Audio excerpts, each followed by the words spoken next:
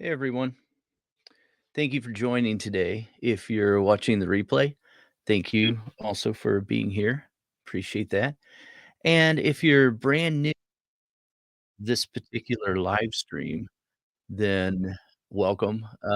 There's a whole lot of things that we've done to this drawing, as you can probably tell. Um, but I welcome any questions and we'll go ahead and get started here.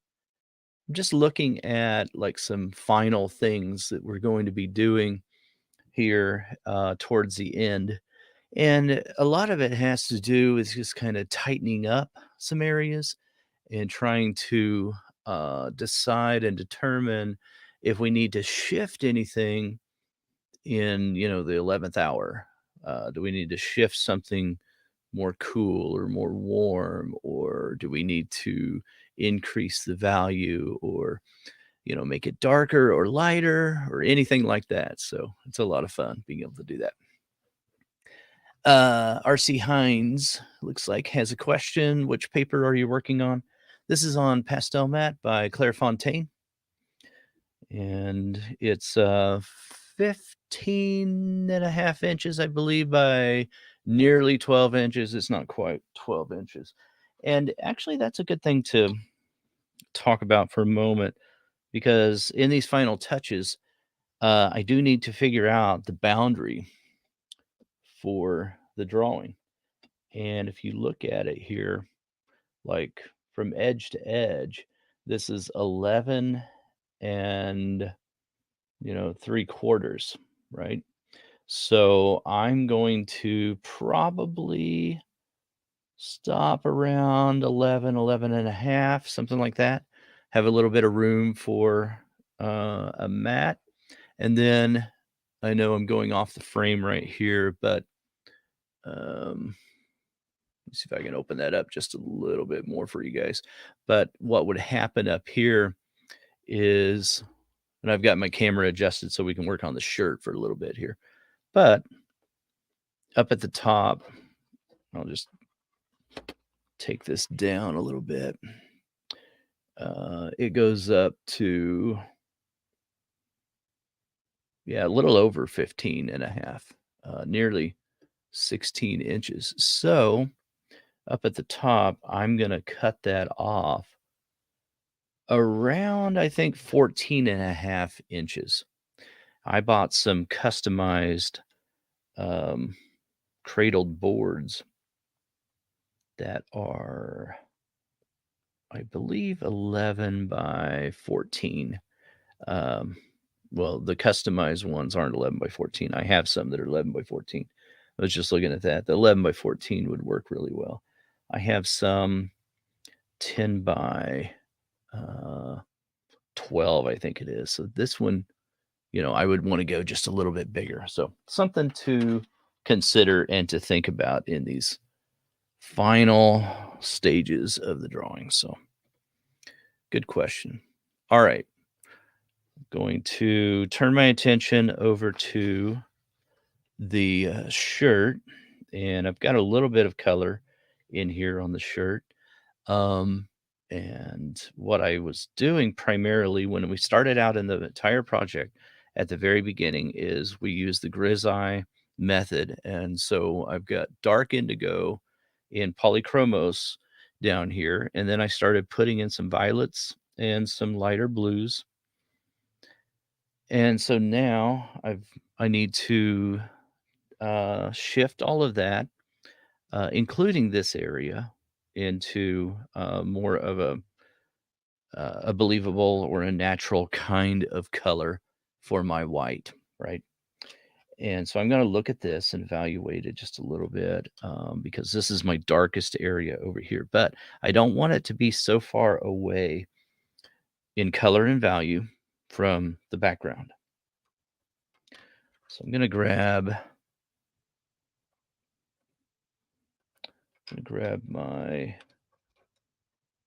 light cobalt blue.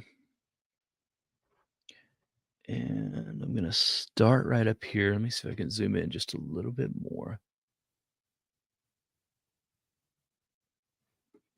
I'll have to be aware of how how far I am to the edge of the frame. I'm going to start right there and add my light cobalt blue right in here.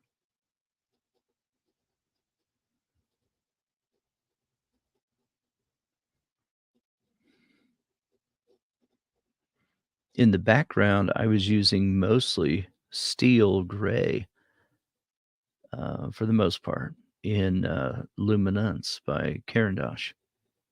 But this light cobalt blue is also by Carandosh. It's 661.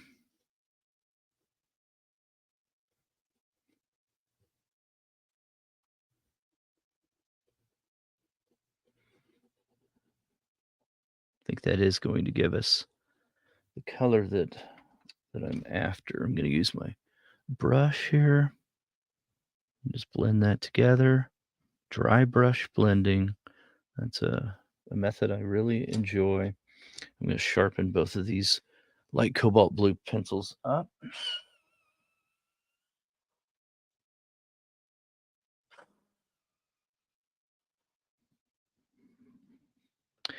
And I've got just, I know this will be tough to see on camera today, but we'll get in here and it'll be towards the edge of the frame, but I want to get it as close as possible. There's just a little buildup right there that you can see. Hopefully you can see that. And I don't really want, that to build up in that spot with this light blue. I want that to be a nice blend of the dark indigo and the blue. So I'm going to use my Raphine sharpener. I want to get that just as sharp as possible first.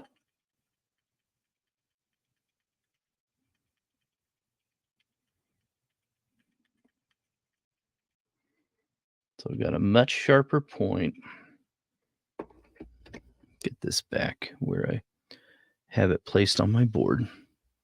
And I'll come in here very, very slowly, add some very deliberate strokes because I've kind of burnished in that area a little bit. So for even coverage, I need an incredibly sharp point on that pencil. And I need to rake the strokes across the paper very slowly.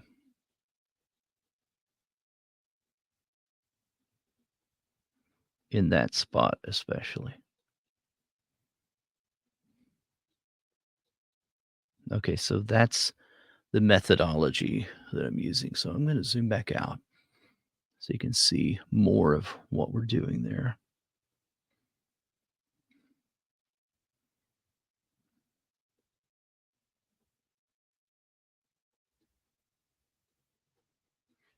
And I've got just a little bit of a line right there to separate the background from the shirt. So it's at this point that I want to start removing that line as well. So going over it with this lighter pencil. And the reason why I start out with dark indigo, if you're new to my process, and I use dark indigo in Polychromos by Faber-Castell, number 157, is because it's more of a neutral kind of color. It's not like this bright, bright blue. So it creates this very neutral base to work off of. And been using that for years now, and it just works very nicely, even in the face when we're looking at uh, building up the skin tones. It works nicely up there because you've got an opposite color and hue to the skin tones. Skin tones primarily are orange, and so that's what makes a lot of sense when we're starting to work in skin tones. Carmen is here. What kind of paper are you using? So, we are using Pastel Mat by Clairefontaine. That's what we're using today. And we've, let me think about this. Have we no, we've not used solvent anywhere except for the background. I do like to use solvent to speed up the process. Sometimes it doesn't speed it up as much depending on, how many layers you're trying to work through, and depending on the end result that you're after, regarding a particular passage in the drawing. So, for skin tones, I do like to try to just build those up with pencils only, although I have used, um, solvent in the skin and some wonderful results doing that, so, let's see, also, how, did you get the background so smooth? Love that steel gray color. Yeah, just, solvent and going back over it after, your, solvent dries and incredibly sharp point on the pencil, and then layering back and forth a little bit between some polychromos pencils. I believe we did that. Yeah. And luminance in order to create a smoother transition and a smoother laydown of pencils using, um, two different types, two different brands, luminance and polychromos together. They work so well. When you start to get more of a wax buildup on your surface, if you can alternate back then from the luminance back over to the polychromos brand, then you're going to achieve a much smoother result and overall look, and you'll get rid of that grainy kind of look. And we're fighting with that just a little bit right there. And so we may just probably will just use some polychromos in a subsequent layer. Now, I'm not one who just keeps going back and forth in a particular area. I like to cover the entire spot that we're working on, like the shirt. I like to work in one layer at a time, if at all possible, and then go back and work more methodically and not as sporadically where I'm just building up to completion one spot at a time. Nothing wrong with that. It's just not the way my brain works. I think a little more methodically about things, I guess. So I'm gonna move over here, make sure I'm building that up with the same color at the same time, just to practice what I just got through preaching, and then move on. I don't do that just absolutely 100% every time, but once in a while I'll skip around a little bit. And that's the beauty of colored pencil. There's so many different techniques and styles that you can use to achieve great results, right? That's why I love this medium so much. You don't have to wait on drying time and things like that for the most part. Let's see. Did you do the background first before the subject? And what color polychromos with steel gray? That is such a nice background. Oh, thanks, Carmen. Um, so the color that I use in polychromos for the background, I believe I have it right here. I think this is the one I used. I think it was cold gray 2, I believe. So, and yeah. Um, I didn't finish the skin tone and the subject before I went to the background. I kind of did half and half because the problem that we run into when we just complete the subject, we complete the portrait, Sharpen up these blue pencils again.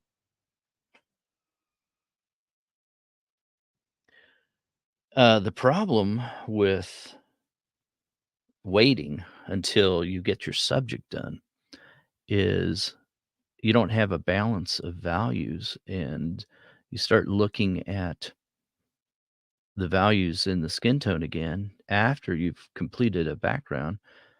And particularly if you're shifting, I mean, and you are shifting always, you're shifting the values because the background, when you're looking at a white paper, you've got a stark white paper against something in the skin that is anything but.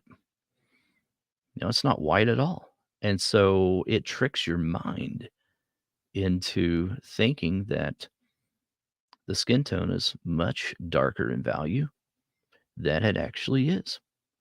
And then the color temperature of your background versus the skin temperature that you're depicting starts to change once you put that background in. So the piece needs to speak to itself. It needs to kind of communicate together. And if I work on both kind of at the same time, do a little bit of the face, do a little bit of the background, even if you put in part of the background right up next to the dark area of the face and the light area of the face, then I'm going to be able to determine and judge how pale that face actually is. 'Cause that's the first thing that happens. Someone will do their entire face, and then they'll start working on the background, and then they'll look back at their face and they'll say, "Oh my goodness, it's so pale. It looks like this person has just seen a ghost." And nothing changed except for adding that darker value in the background. Now, that's for those of us that try to work process oriented, right? And we try to build this up like a painting. And, we're not just going in with a color picker inside Photoshop and determining all the colors ahead of time. So, in some ways, I guess that might be easier if you just think about it as okay, I'm just going to do the colors that Photoshop told me to do, or some some color picker. That I know there's these color pickers out now, and I know sometimes people will use those. Um, and there, you're not trusting your own judgment, right? You're just trusting the judgment of what the machine told you, right? But I want to encourage you, everyone, um, to start trusting your own judgment and to start critically thinking about it yourself rather than just looking at a color picker and saying, "Oh, this is what it told me to use. I guess I need to use that." You know what I mean? So, and why would I suggest that? Only because I like doing that. I think it's more enjoyable. I get a lot of satisfaction out of just, you know, making a determination myself and looking at it and saying, "Okay, what does this need? Does it need more red or yellow or blue or green? And what's the intensity looking like right now? Do I need to shift this even more? Show even more of um, that intensity in the hue, or is this color adequate for what we're trying to show right now?" So those are just some of the considerations, I guess, that I'm thinking about. Sorry for the long-winded response there, Carmen. I know you've got a background in painting, so I know you know exactly what I'm talking about, but just saying it more for others and myself as well, just thinking through my process, that's all. But yeah, I love all these different processes. There's so many different ways of depicting things and rendering in colored pencil. Like I said, it's just such a versatile medium. It's wonderful. Do you always use polychromos under the Caran d'Ache? I mean, as the foundation? RC Hines is asking. Um, yes, I do. Nearly 100% of the time, that's what I start out with is either I start out with polychromos, and I start out with either number 157 dark indigo, or I start with caput mortem, and in polychromos, which is 169. So um, now I'm a portrait artist, and so those are good foundations for starting a portrait. And I'm talking about classic portraiture is what I'm talking about. I'm not talking about all this fancy lighting and things like that. Then we start to get a little crazy, right? then you can just do it's a wild, wild west, right? Then you can just do whatever you see, right? Which I think is so fun. I mean, um, there's no, and it's not formulaic either. I mean, there's no recipe, I don't think, for creating skin tone, but there are methodologies and good practices, I think, in my opinion, to try to adhere to, right? So if I start from that base and I know that I'm starting with dark indigo or with caput mortem, then what do you think happens? I know that particular value and that color, right? And again, caput mortem, grab it here, is a very neutral red, right? There's caput mortem. It's not this bright saturated red. And again, dark indigo, same thing. It's very neutral. And so I'm thinking only in value at that point. That's the reason why I love using the grisaille method, because if I can think in value from the very beginning with that grisaille layer at the very beginning, then I start to shift everything once I start adding more colors, more values, more pencil layers on top. And so why do we need those early layers, right? Because we've got a lot of tooth to fill in on the paper. And it just gives you that very rich, beautiful experience when you have that depth of color and you have the depth of all those um, layers of pencil on the surface. I think I might need to brush that one more time. It's been a long time since we've been down here in this area. I can brush that polychromos layer. Polychromos is a very fluid medium, RC Hines. And so um, that's another reason why I start with that is because it will move around the surface. And so I don't have to think of it as anything real permanent, when I'm starting out. So when do you use caput mortem violet versus caput mortem violet versus caput mortem for the grisaille? I don't know that I ever really use caput mortem violet to start as. So caput mortem violet is a darker value than caput mortem. It's just slightly darker, not much.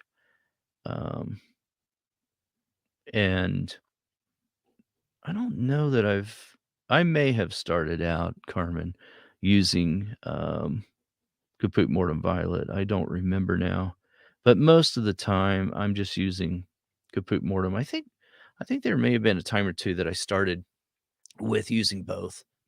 In the darkest areas and most recessed areas, I think I did at one time or another use caput mortem violet just to get that darkest area.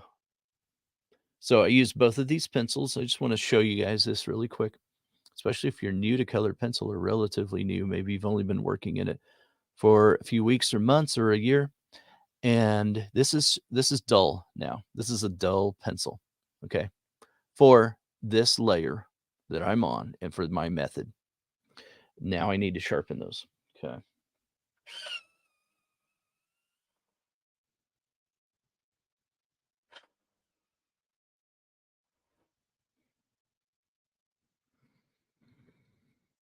All right.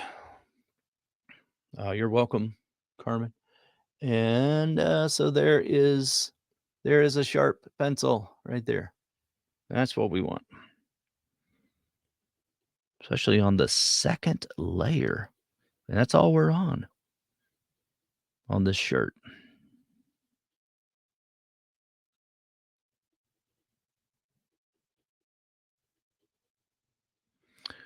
Okay. Just want to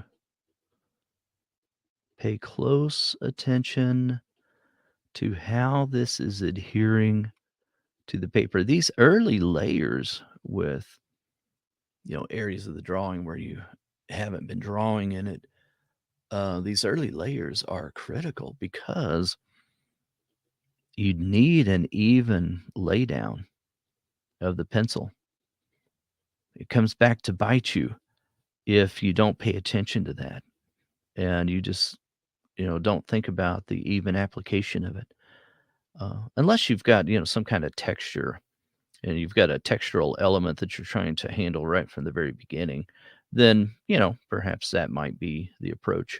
But that's rare. You want to have complete control over what you decide is going to be the texture rather than just letting the pencil do it for you.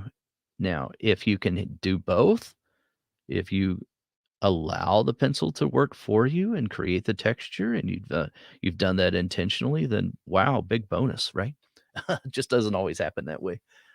Okay, let's see here. Carmen, how do you know when to use graphene versus the actual sharpener when your pencil tip isn't sharp? Honestly, yeah, I mean, if I'm looking at it and it starts to get a little bit dull, I should probably well, I can go a little bit longer here, and then I can use the graphene sharpener. But, I'll answer this practically. Um, Usually I'm just lazy, and I just go to the sharpener. And I don't always use the graphene sharpener.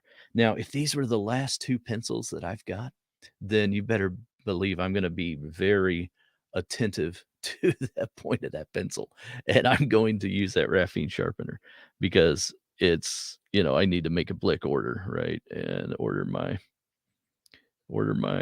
extra pencils, um but yeah, if I'm really on top of it and I'm not just on autopilot, you know how you get sometimes you're just like autopilot and you just keep on going, you're not thinking. You just grab the pencil sharpener, zoom, and it's done, because that pencil sharpener is amazing. That AFMAT sharpener just does it right away. You don't have to think about anything. But yeah, I feel smarter when I use the graphene micro screen, right? Because I've saved myself some time when I do that, and some pencil.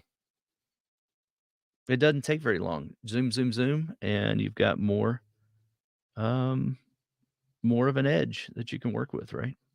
So, I do like that. I may use solvent on this. This is taking so long. I'm looking at it.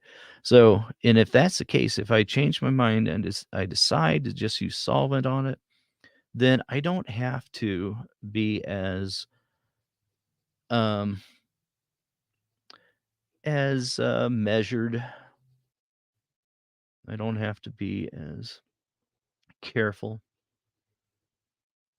I can just lay this down because that solvent will spread that out. And no, it doesn't cause some kind of weird thing on your paper. It's fine to use solvent. Okay, let's see here. Uh the paper. Robin is asking. So Pastel Mat by Claire Fontaine. Yep. And I believe I'm trying to remember now. I think this is one of the pieces that is not the best. Like it started, I don't think it's any secret.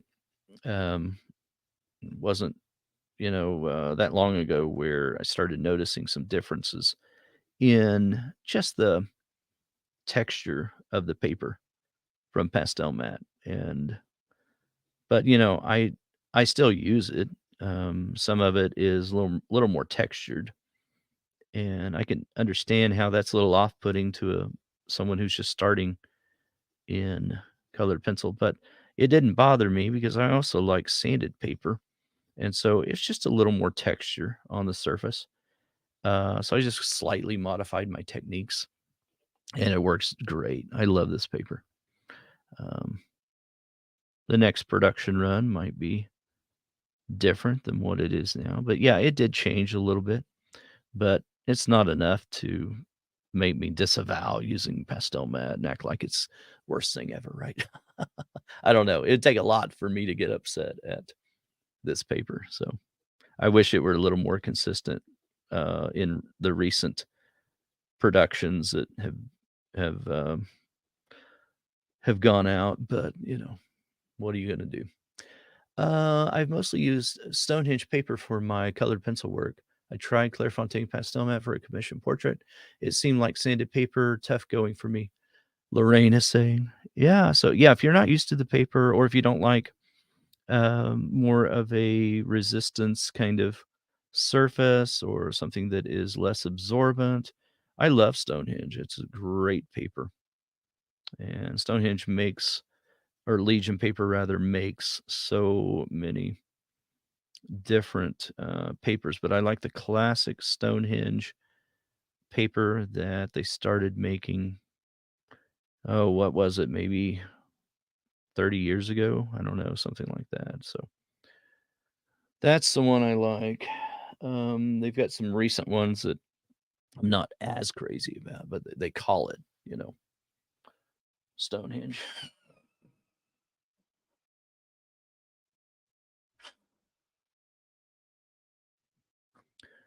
Right.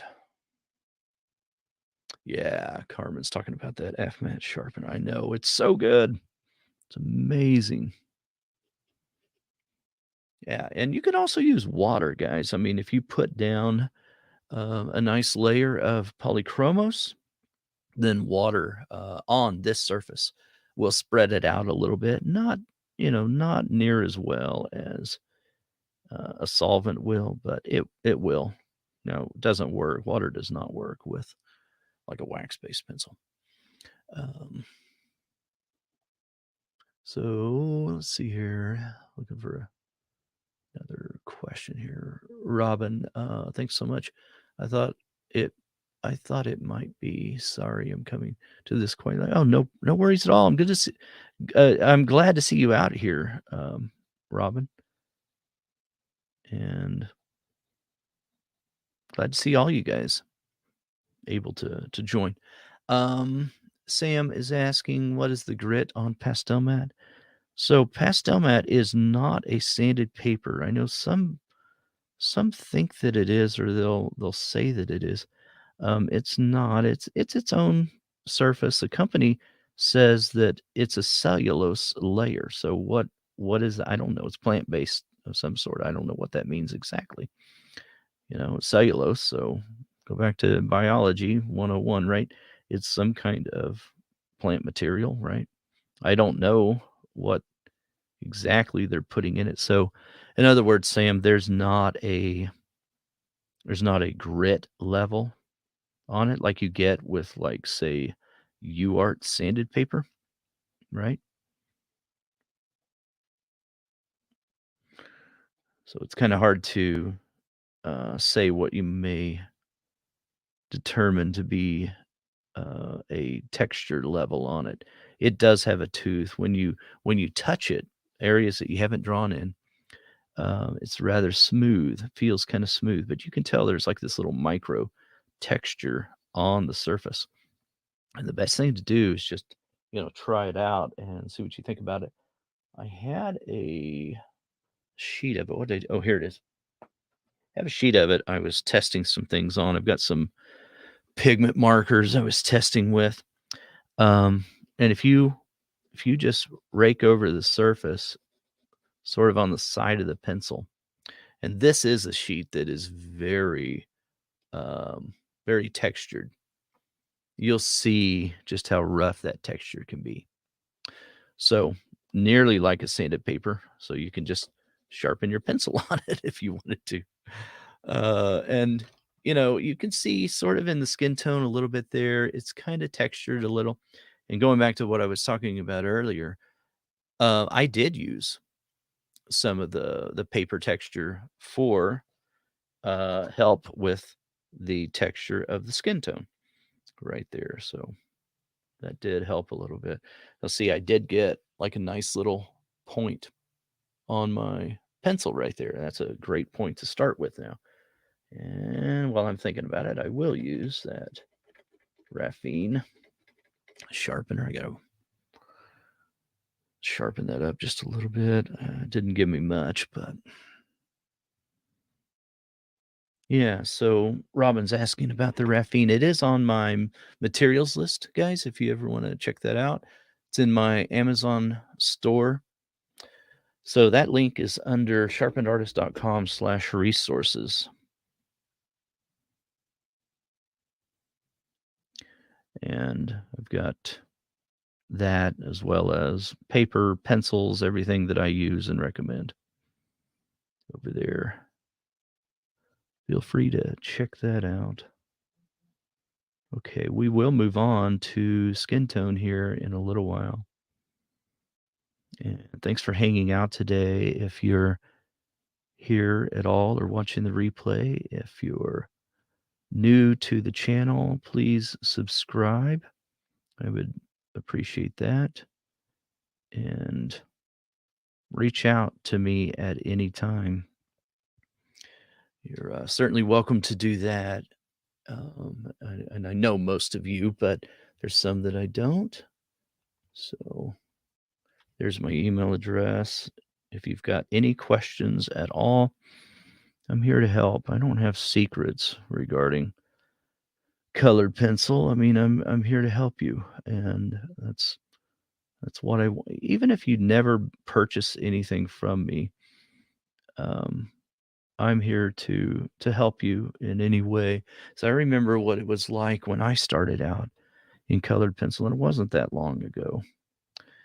Um, I felt like it was like pulling teeth to try to get answers regarding anything in colored pencil. And not because people were, stingy with information. I don't mean that, but it was just difficult. It was difficult to, find the right books and find the right resources, and you would have like some sped up YouTube videos here and there, that kind of thing. And everybody's process is different, right? And what I would recommend is if you're following somebody already quite faithfully and you're getting some help on colored pencil or whatever medium you're working in, then stick with that person for a while. Because you'll learn a lot. What happens sometimes is I see people just, you know, read one book for a little bit, halfway or something, and next thing you know, they're on to a different book, or they try some process for a little bit, somebody's process, and then they're on to something else, and they it's just a good way to get confused because everyone's process is slightly different. Everyone's techniques, are slightly different. There's no end all be all, right, wrong technique, right? So try different techniques and see which one makes the most sense for you, and then just stick with that for a while. And then switch it up, after you have given it a fair shake, switch it up, try it again, or try a different one rather. And that's what I recommend, just because it just gets confusing if you try switching all the time. Switching mediums, switching techniques, switching papers, switching, you know, experiment though. I wholeheartedly believe in experimentation, testing, trying things, but just don't abandon something too soon. And I should actually follow my own advice better because sometimes I'll give up on a surface or a pencil or something like that, I think too soon once in a while. I've reflected on that recently. Like, I think I didn't give that a fair shake. And so I'll try to go back and reevaluate and reconsider like a material or something like that and try to be a little more objective in my subjectivity.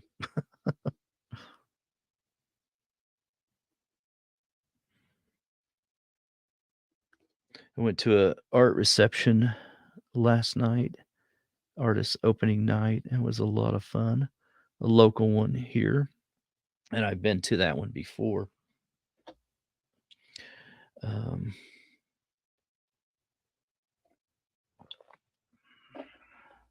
keeps you motivated, keeps you excited about the medium and art in general, and talking to other artists. I mean, this there was a few colored pencil pieces, but not many.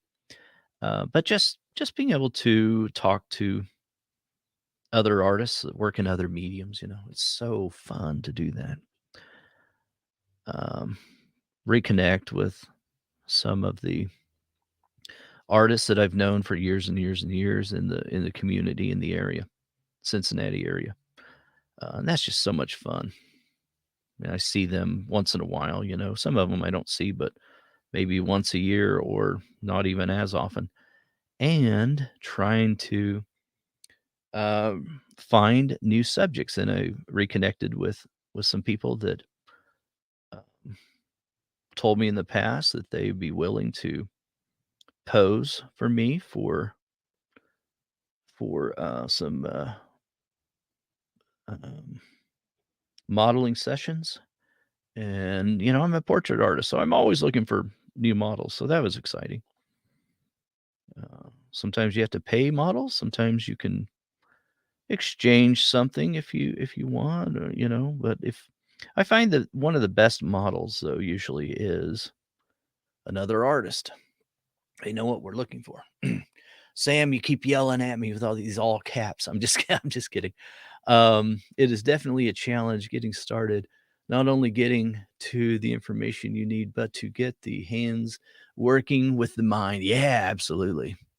That is a challenge in itself. Yeah, absolutely. Have you ever tried Arches 300 GSM? I'm guessing you're meaning. Um, and yes, I do love the arches, oh, however you want to pronounce it. Um, I don't get all bowed up about it, but I've heard people pronounce it different ways. Yeah, I've tried that. The hot press paper, watercolor paper from Arch, and I do like it. I think it's good paper. So, yeah. Have you tried it? RC Hines, have you used it? Hey, Carol Leather is here. Hello, Carol. Thank you for joining us out here.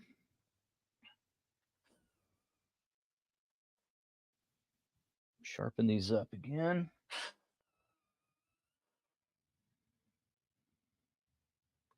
Got my camera so close to my head so I can get this shirt in the frame.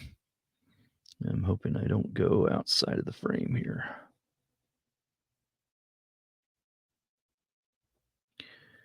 All right. So I'm just trying to get a base layer in here again, guys.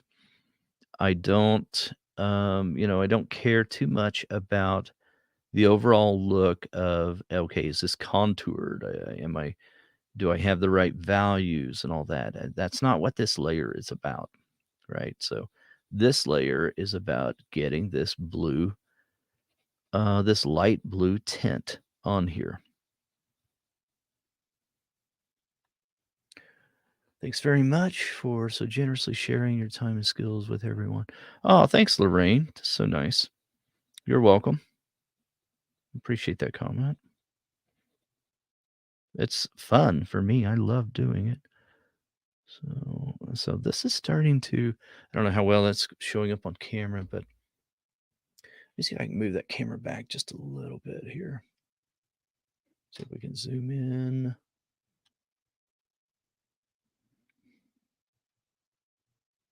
Starting to collect right there just a little bit. Now, if I knew 100% that I was going to use solvent right there in this layer, then I wouldn't worry about that. But haven't made up my mind yet. But it's just a little bit of unevenness on that surface. And I can come in there then with my Museum Sticky Putty and remove just a little bit. Works so much better than now I than kneaded eraser would. I didn't remove it all. I got rid of most of it, and that's all that really matters right now because this is only one layer. I'm going to put more layers on top. I kind of made a mental note to myself though, knowing that that's there, just some type of weird thing happening, some anomaly in the paper surface. That's all. And you get that on any paper, right? Any paper can have some kind of weird thing happen to it. So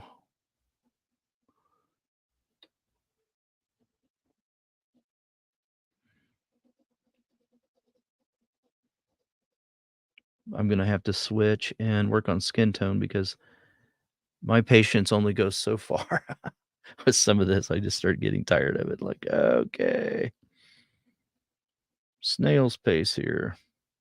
Has to be done, but does it all have to be done all at the same time? No. I can switch around. Now, I am just working on one layer though, and so I don't have to sit there and take notes on what I've done. It's pretty simple, right? And that's the other thing I love about this particular technique. This grisaille approach allows you to just work layer at a time. And now I've just got one more layer on top of that. And, it's just this light cobalt blue. So not going to be too difficult to remember that by the time I get back down there. All right, let's see. Oh, thanks, Carol. Yeah, I'm glad you're able to spend some time here. Cheryl, thank you so much. And Robin, thank you so very much for your time and generosity. Oh, you're welcome. Carmen, yeah, I would be getting tired of working on the shirt. Yeah, for sure. It just starts to get a little monotonous, right? So I'm going to go back up to the face. There's a couple of concerns that I have right now. I'm going to push my camera just a little bit here. And let me show you what I'm thinking here. So this these shadows, I've got it, this is the time to reevaluate shadows and to look at what everything is doing and how everything's working in concert with each other. And then think about shadow shapes as well. But this should be my darkest value, in my opinion, right here. It's more recessed than everywhere else. This can also be right here by the outside edge of the ala, can also be one of my darkest spots. But inside corner of the eye is a unique area that needs to not have competition, right? We could have competition with the pupil or with the edge of the opening of the nostril, right? Maybe the corner of the mouth, but for the most part, we need that to remain one of the darkest areas. But I've also got this dark area right here due to some backlight, or really it's kind of light coming in from a window, kind of side light over here. Not real strong, but I do have some light hitting this side of the face. So I don't want this area and this area to compete, right? So I want to come in here and just darken this up just a little bit because I want there to be this strong light effect hitting this side, and where I've got these objects and forms, all these cylindrical areas that are moving out away from the skull, right? The nose, the mouth, cheeks, then I've got some shadows that start to form, right? So I'm going to come in here and just increase this shadow shape right in here. But I want to make sure that I use a little bit of moderation and finesse. I'm not just getting carried away with it. And I'm using Carmine Lake in Luminance. So it's a very, very dark, dark pencil. And I think this is the right pencil to use here. This is more of a red. It's dark, dark red. But it will allow me just to rest this layer right on top of everything else. I'm going to start more up here, making that a little bit darker as I work my way down.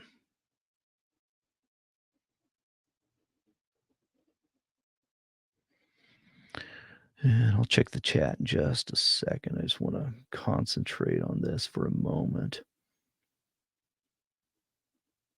And I may need to squint my eyes, look through my eyelashes just a little. And as I do that, I'm looking here and I'm looking over here and evaluating those two shadows.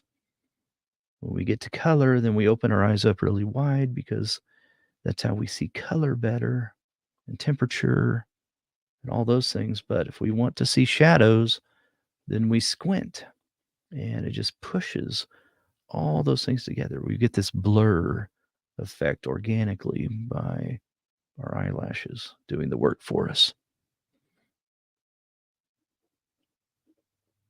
So I'm going to look right up here, make sure that is the darkest area. Now, eventually, and I didn't do it yet, but eventually I can come into the tear duct a little bit more and make it even darker. But I'm going to reserve that for right now. I'm not going to do that yet. I'll just work my way down. I got to start up here, make sure that this dark shadow is connected to this origin. This dark area right here is the origin. So everything beyond that creates a subtle gradient, right? So I can't just start in the middle of it. I'm going to start up here at the origin. If I start noticing that down here is getting darker than something up there, then I've broken that hierarchy of values, right? I'll keep moving my way down.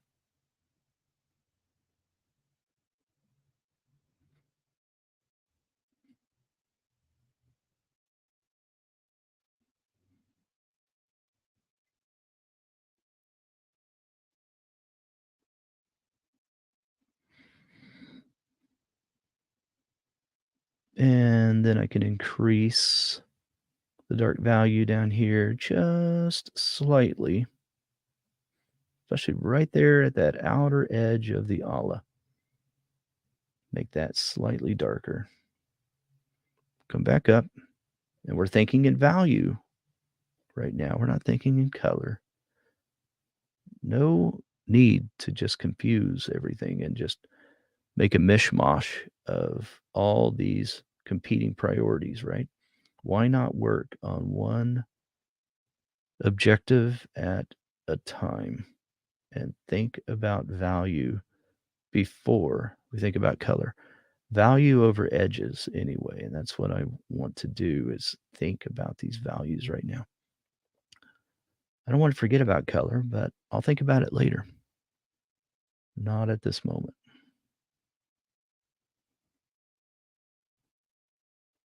Okay, we'll evaluate that in just a second here. So again, I'll squint and take a look at it and see if it's getting a little bit darker. It is. So I'm going to move over here and I'll darken this edge up, start looking more into my core shadow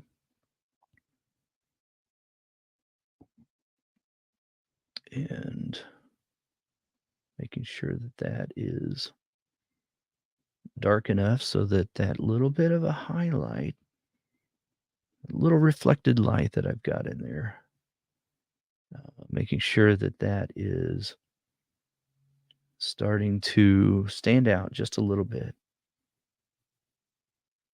And if it starts to stand out too much, then I have to evaluate that and make sure that it's not way too bright.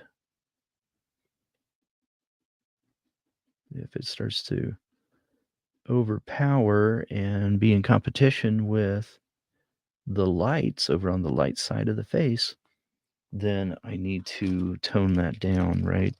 And put in more of my darker values on top of those light little highlights right there on the nose.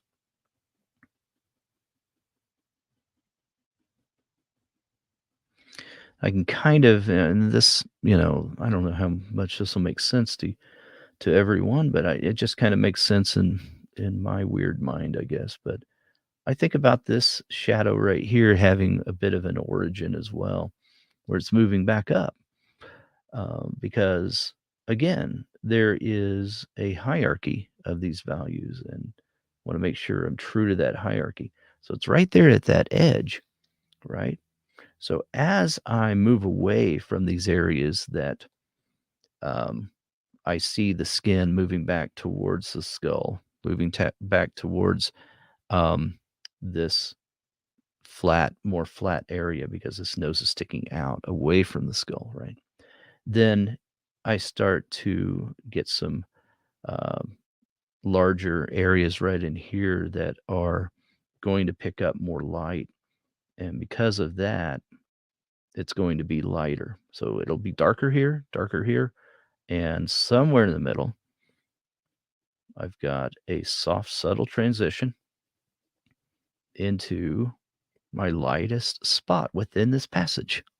So within this passage, that lightest spot's going to be right in there. But I can break that down even further.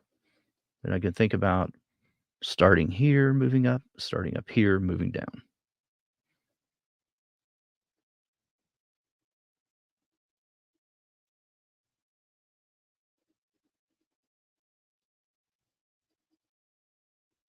A little bit of a rougher texture right in there.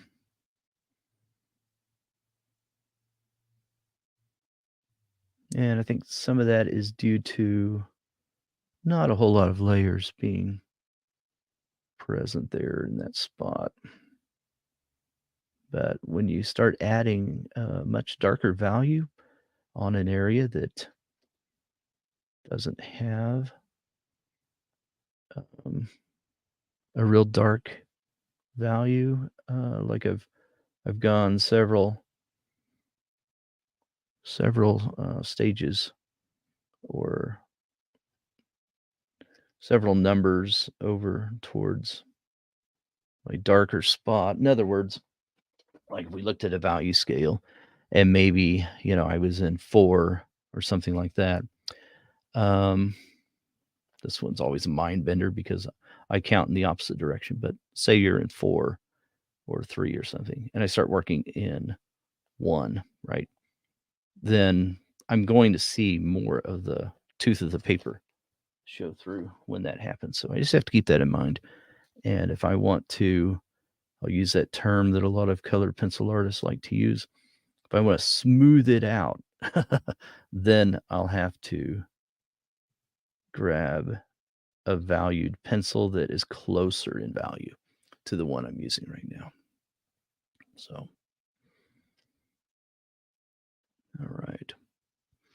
Are you using small circle strokes on the nose side plane? You just mentioned a different texture, on the nose. Yeah, I kind of do. I use, most of the time I'm using a line, right? But I started using a real tiny modified tiny line, and it is sort of circular, I guess, once in a while, just to get this to adhere the way that I want it to. Since we're in that spot, I can zoom in just a little bit more, maybe take my camera off for a moment so that I'm not in the way in case anyone wants to stare at that ear. I guess that's the only thing I was impeding right there, but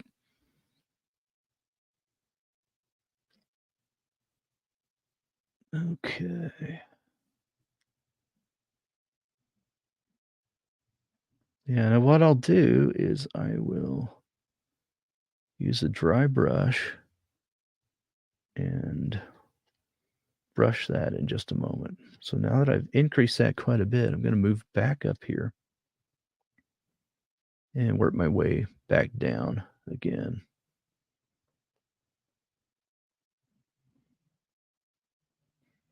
So slowly, we're just very methodically and slowly work on that. The death of this area of a portrait in general, in my opinion, is if you just start coming in here very quickly and trying to build up that value with the local color or the local value. You look at it and you're like, okay, what is the absolute finished color and value, and just use that pencil?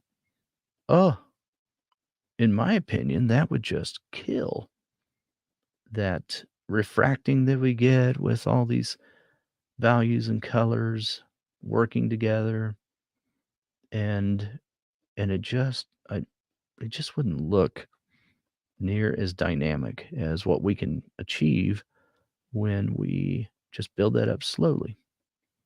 And over so many weeks that we've been working on this, starting out just with blue all over the face.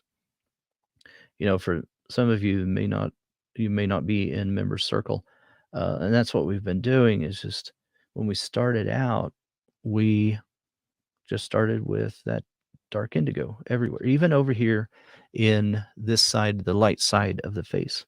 We had dark indigo over there and just built that up very slowly over all those weeks. And then finally started adding skin tone on top, and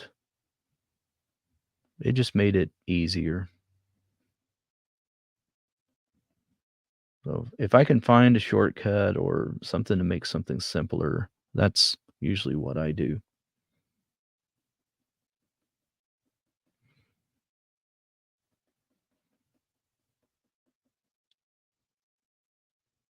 Keep increasing that a little bit right here, just creeping into that darker value and keep evaluating as we go, keep looking back at what we've done so far. And let's see. So we'll come right back over here, and I will use that brush in just a moment here.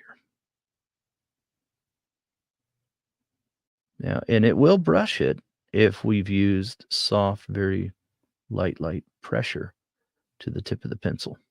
It will move it around. It will scatter some of these strokes that may look a little uneven at the moment, which is, it's a nice thing to do, to have that option available to us. Create more of a smoother textured surface, rather than it just being all lumpy bumpy or look like a crayon or something. No, we can create more of a smoother texture there. Okay, now before I do that though, I just want to zoom out in my mind, look at it, evaluate it again, and grab my brush. I don't want to do this a whole lot, so I'm going to grab a larger brush and I'll start up here, and I'll just work my way down. I'll flip it over, do the same thing. There we go. So we did, we lose a little bit when we do that, but not too much. Okay, I'm going to grab sepia in Derwent Drawing 6110. I haven't used this one, but this is the time that you can start grabbing pencil colors that maybe you haven't used before. This is very soft and waxy. Put just a little bit right up here. Just kind of follow that contour.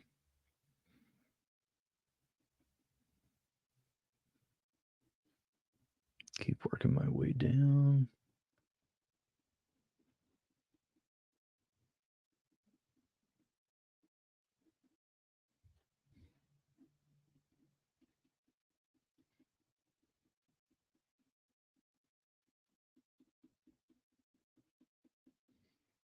This is a very prominent nose.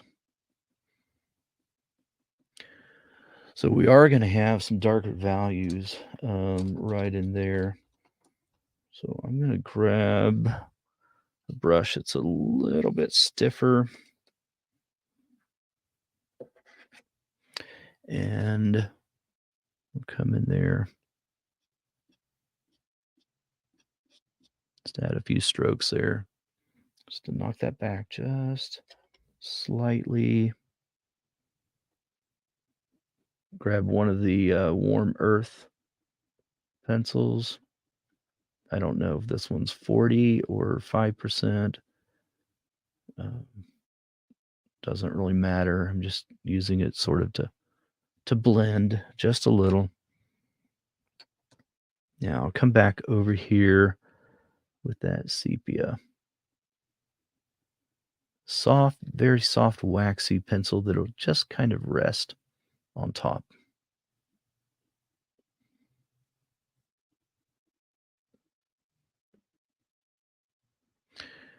And it'll fill in just a little bit of that rough texture that we were getting. And because that luminance pencil is, it's a little bit harder. The texture of that, the property of that pencil lead itself is a little bit harder than this one.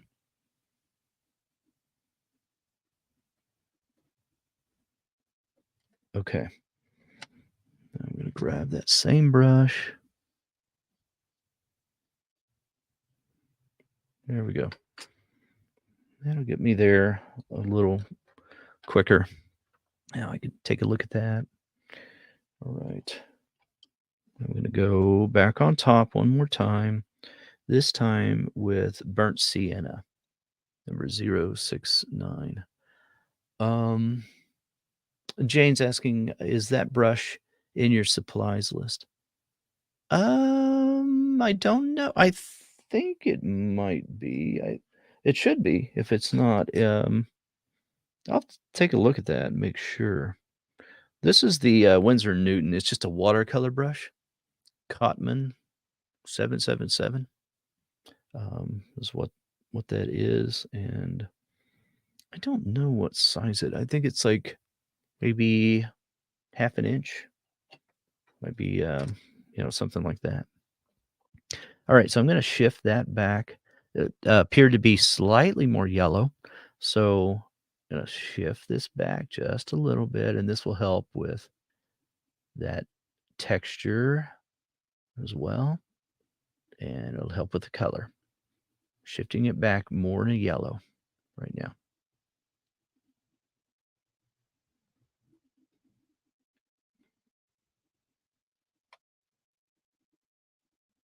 Okay, now go right into some of that lighter area.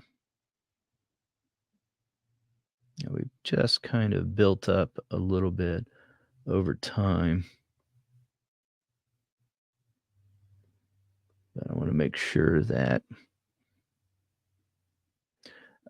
this doesn't have an appearance of yellow, but or orange, but more of a a red color here. Come right inside there. I need to sharpen this up just a little bit.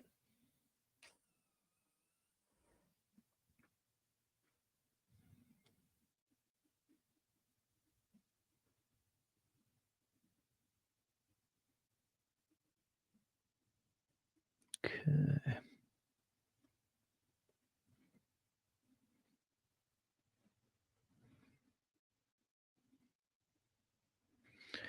And the other thing I want to do is I want to um, grab my red color that I've been using throughout this portrait and just make sure reds and pinks and just make sure that I have that those colors present on this little shift from light to dark. So I will grab my anthraquinone carmine, come in here, make sure that's still red. Now that we've darkened it up a little.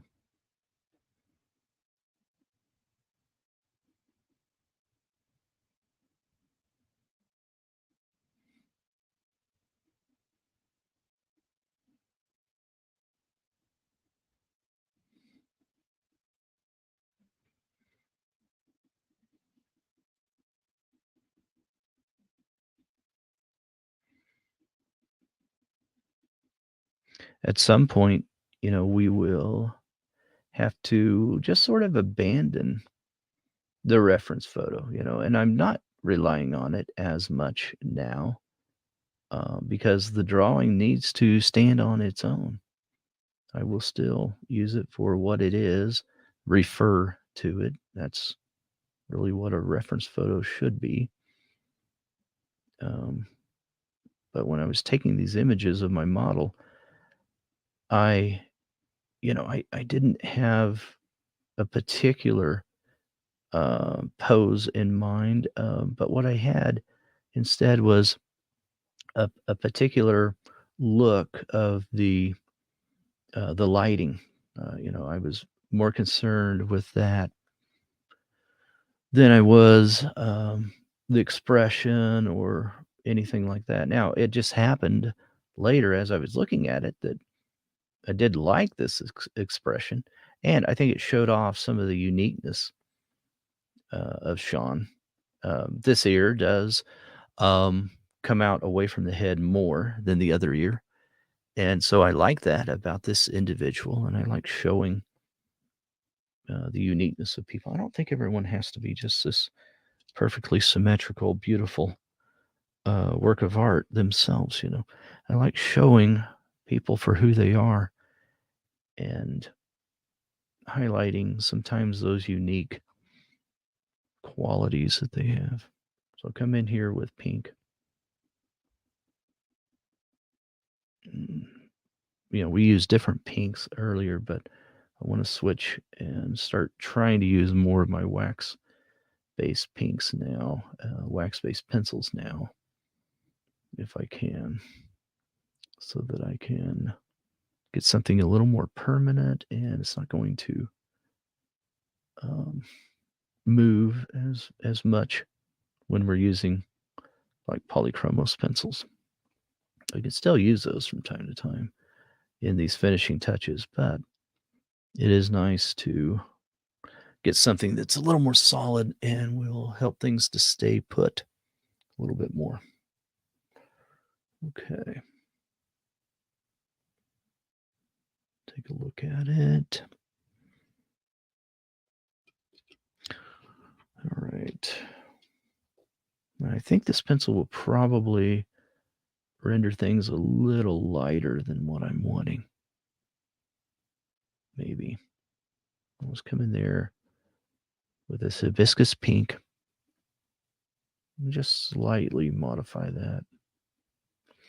And then I'll move it back just a little bit because I want it to all be slightly darker, but I still, even if your reference photo doesn't show you this is an area where you can shift things in a more logical direction.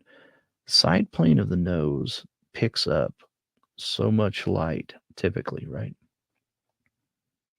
So even if your lighting scenario is not 100% going to give you a lot of light on that side plane of the nose, you're still going to be fine showing more of that lighter value there. So now I want to shift my stroke so that I blend that just a little bit more over this way.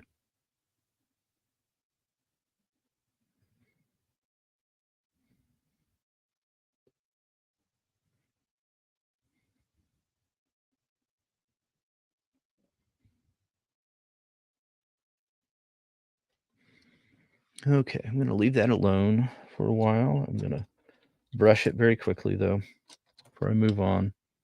Use a smaller brush.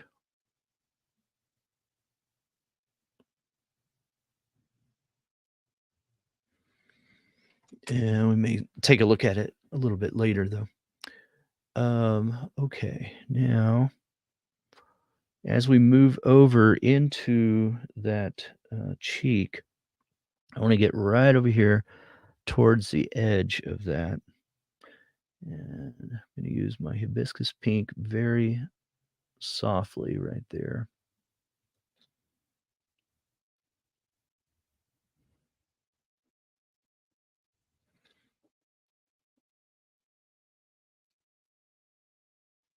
Let's move out away from that spot.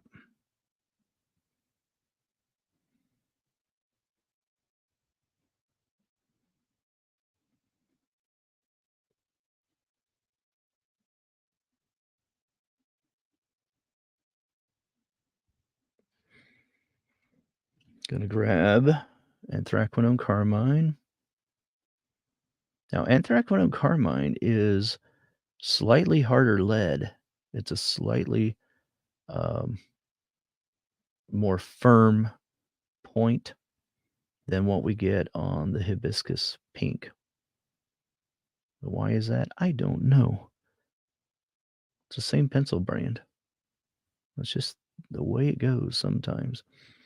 Some of these pencils are a little more, substantial. They'll hold their point more than others in the same pencil brand, and just the formulation.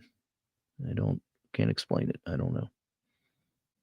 But it's good to know some of those differences. When you're going on top with something that's very, very waxy, it's also more opaque, right? If you've got something that's very, very waxy, you're going on top with something that is more firm, then you've got something that is typically going to be less opaque. That's not 100% just carte blanche, but I have noticed that. Okay, now I'm going to go back on top with rose carmine in polychromos.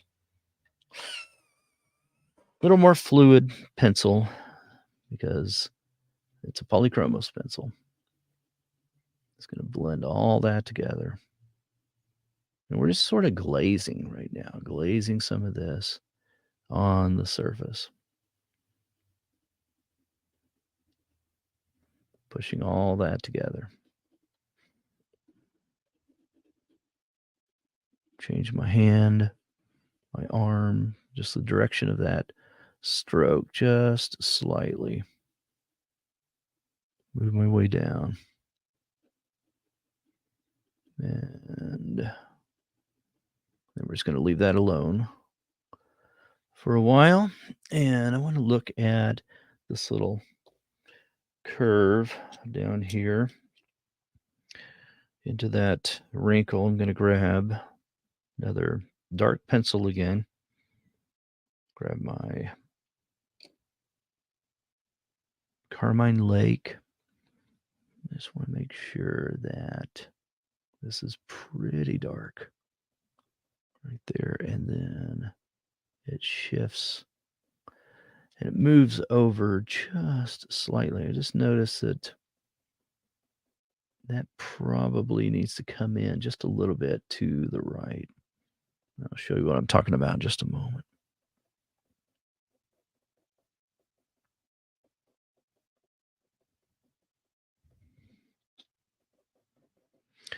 Okay, grab a pencil that is more of a local color there. So burnt sienna 50. And I'll just bring that edge in just a little. Still kind of dark. So grab a slightly lighter pencil. And this one's quite a bit lighter, but I'm going to grab Herculaneum Red. Just shift that over just a little bit more.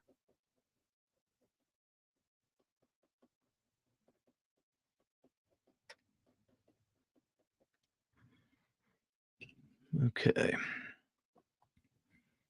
Come back in there. Right up here at the top of that. I don't want it's a subtle expression, right? And I don't want to change that expression a whole lot. It's it's difficult to capture subtleties and just subtle expressions like that. Let's see. I need to sharpen that, I guess. A little spot right there is getting stubborn. It might be easier, if we're trying to just depict maybe somebody smiling or something like that, then it's sometimes an easier task to show a more typical expression, right? Okay, I'll grab hibiscus pink one more time. Sharpen that.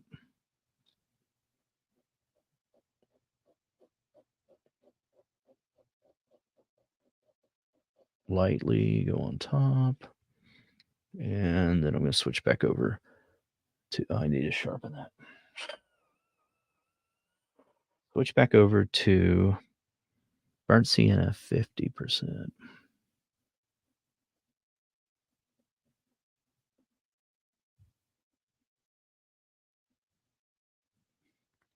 I noticed another thing I need to do is concern myself with what's going on right there at the septum, right there at the top edge of the philtrum, right in here by that nostril edge. That's looking a little bit like I've got a coloring book line right there. So I want to make sure I get rid of that. Switching over to burnt sienna and luminance 069. Come right in here. Darken that up just around that spot.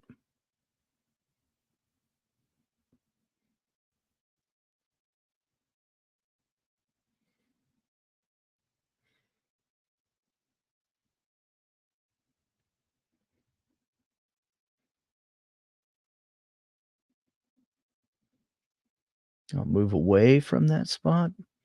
Again, I can think about this as sort of the origin for that dark shadow, that dark value. Move all the way down, lightening up that pressure as I move away from that area so that I'm creating a gradient, right? The entire drawing process um, can be depicted just with showing shadows, creating a gradient over and over again.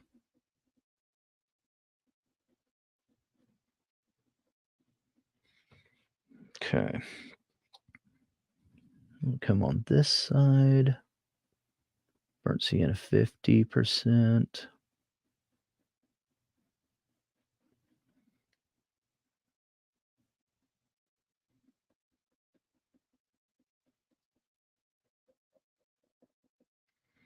All right.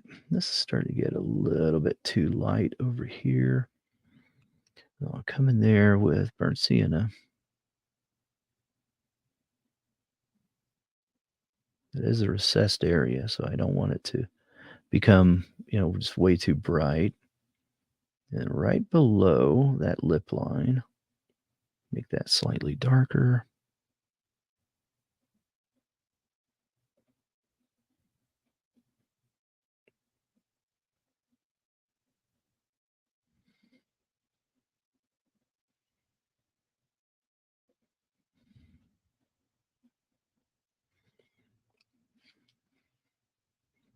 I want to lighten up this part of the lips just a little. Part of that bottom lip.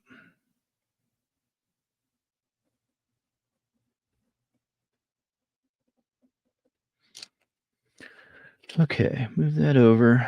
Move this right up into the top lip. And it needs to be just slightly darker. So grab my burnt sienna again. Mixing with all those lighter pencil colors that I've used in the past on this part of the mouth.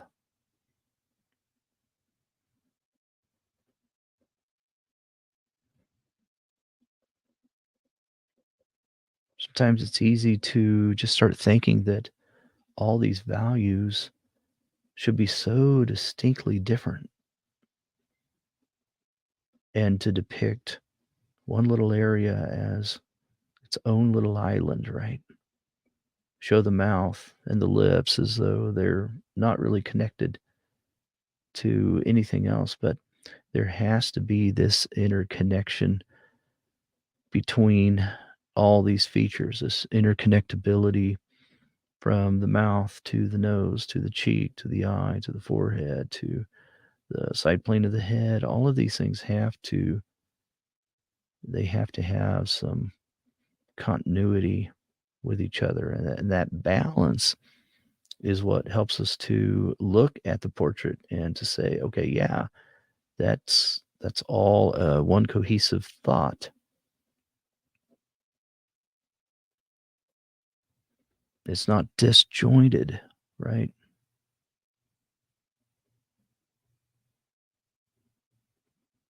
Makes a tremendous difference.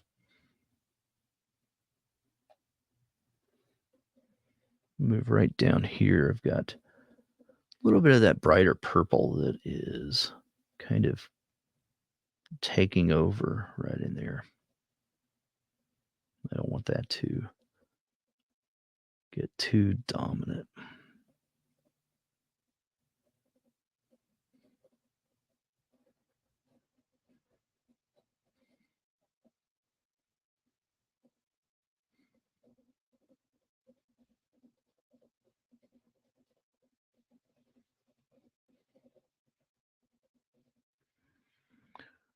All right, let's see. This shadow does need to move up just a little.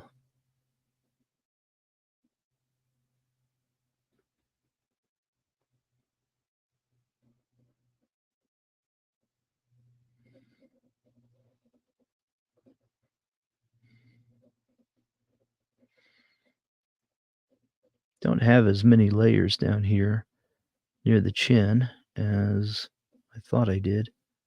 I'm starting to recognize that now as I'm moving the pencil around on that surface down here.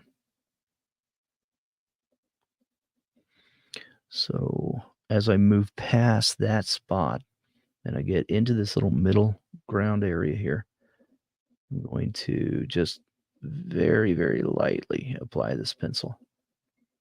It's a very dark pencil. I don't want I don't want this whole area in between to be as dark. I want there to be some curvature that is noticeable. So I do want this color. I want some of this value because value over edges. And I want there to be enough room, though, in the layering process for me to come in with a lighter color on top.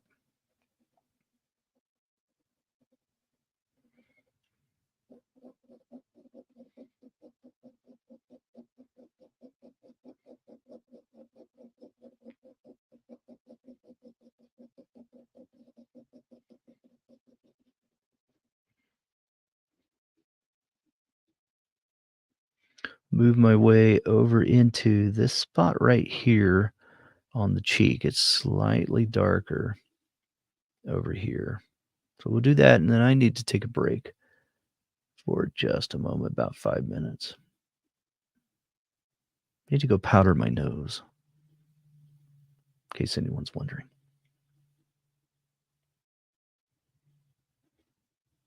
Okay. Let's keep going. So it's a very subtle buildup. We start out very, very lightly. I may come back over there and make that even darker. But for right now, just very, very lightly build that up. With this lighting scenario, the the darker values are more on the front plane of the face, right? And that's what, in my opinion, just makes it so dynamic when you can show and kind of highlight and show off some of the side plane of the head with light. That's just that's just wonderful in my opinion. I love seeing that.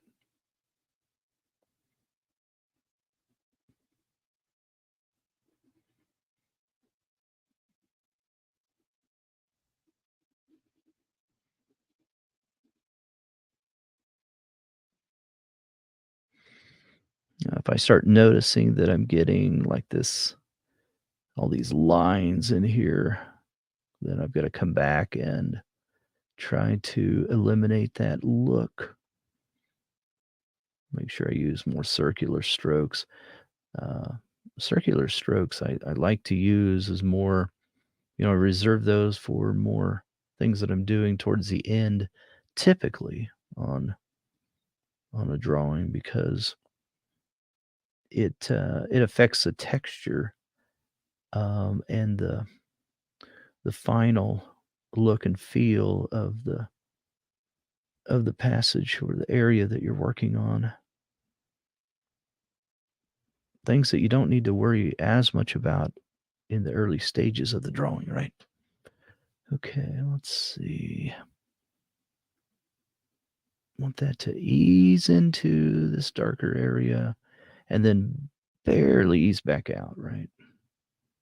So I've got to darken that up just a little bit more.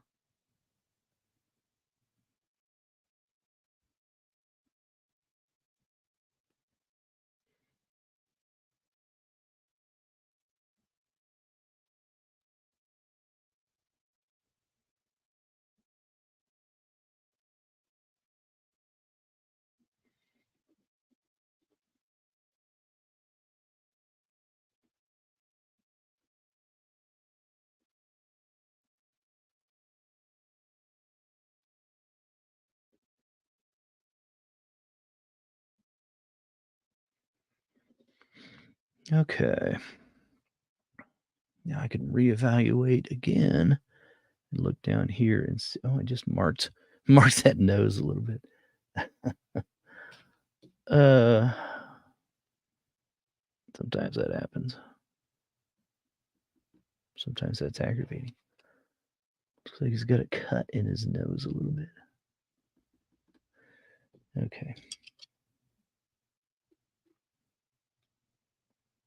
Come in there with some pink white. Try to color match just a little. maybe just a little bit of my butternut. Used to be called light flesh 10%. Yeah, that's good. I don't see it too much. Okay. Grab my brush.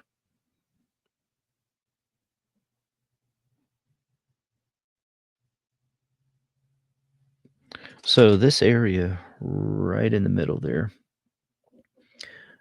going to come back in there with burnt sienna 50.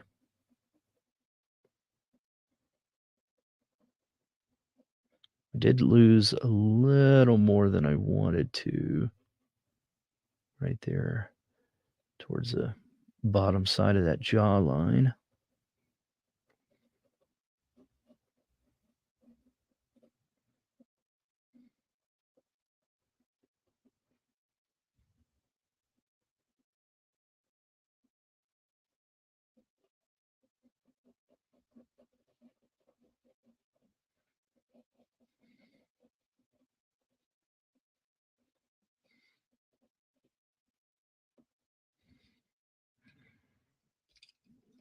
Make sure this stays a little bit darker as it moves down right in there.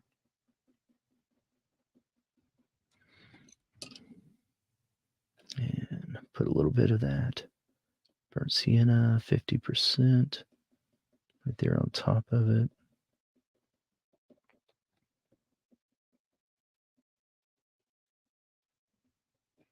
Okay, now come back right in here. This is the spot that's quite a bit darker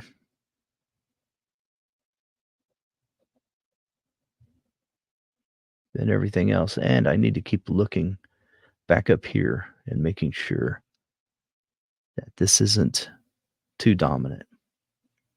Doesn't take away from those dark values up there.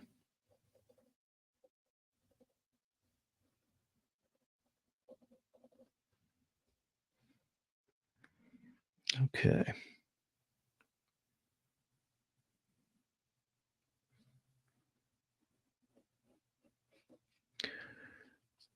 Put a little bit of a darker value right there because I'm moving outside of that little tiny wrinkle in this nasal labial fold where it, if I'm not careful,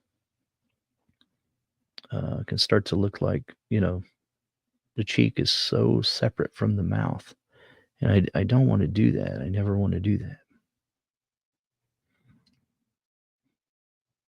I want to make sure they look like they belong together, right?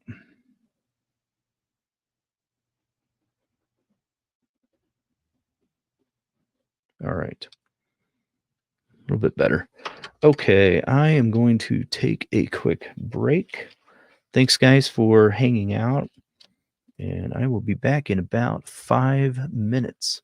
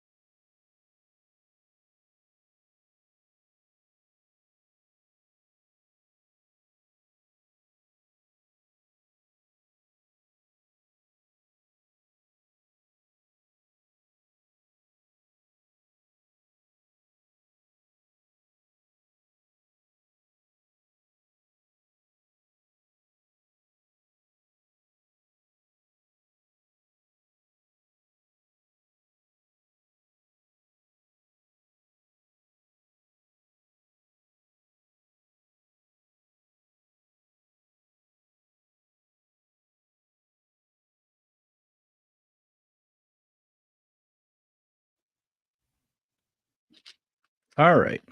I am back. Okay. Let's take a look where we are and evaluate.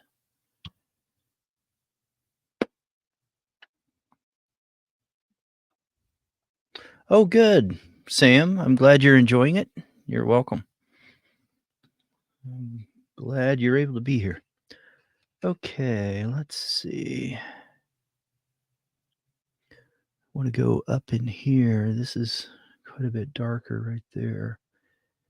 I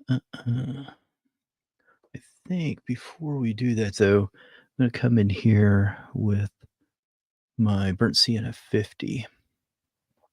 Just darken that up a little bit more.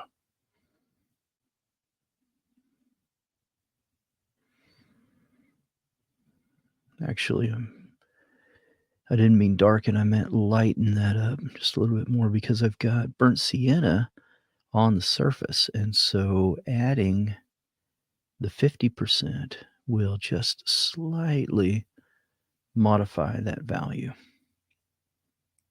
Just a little. And that's what we want. We need to reevaluate those wrinkles. We want those wrinkles to look more natural and not like little lines. So it's always a tough area. But if you've got wrinkles in the skin and they start to look, um, just like cracks, crevices in in the skin, and not convincing, then it can bring the whole portrait down, right? So it's a very delicate area to try to get right. Okay. I don't want to get too far down there. Okay. Up here in the eye, though, I want to add a little bit more of this and contour that bottom lid and the shelf and the tear pad right there. Just a little bit more. Let's see. Slight echo when I came back. Now, let me make sure that it didn't switch audio on me. It's done that before. Huh, no, it hasn't switched the audio. Let me know, Sam, if it's still creating an echo. Okay, let me sharpen this up.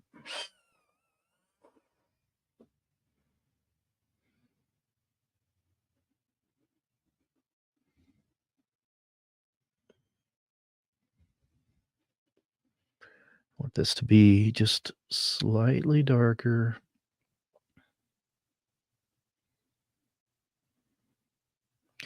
When you run into those areas, though, where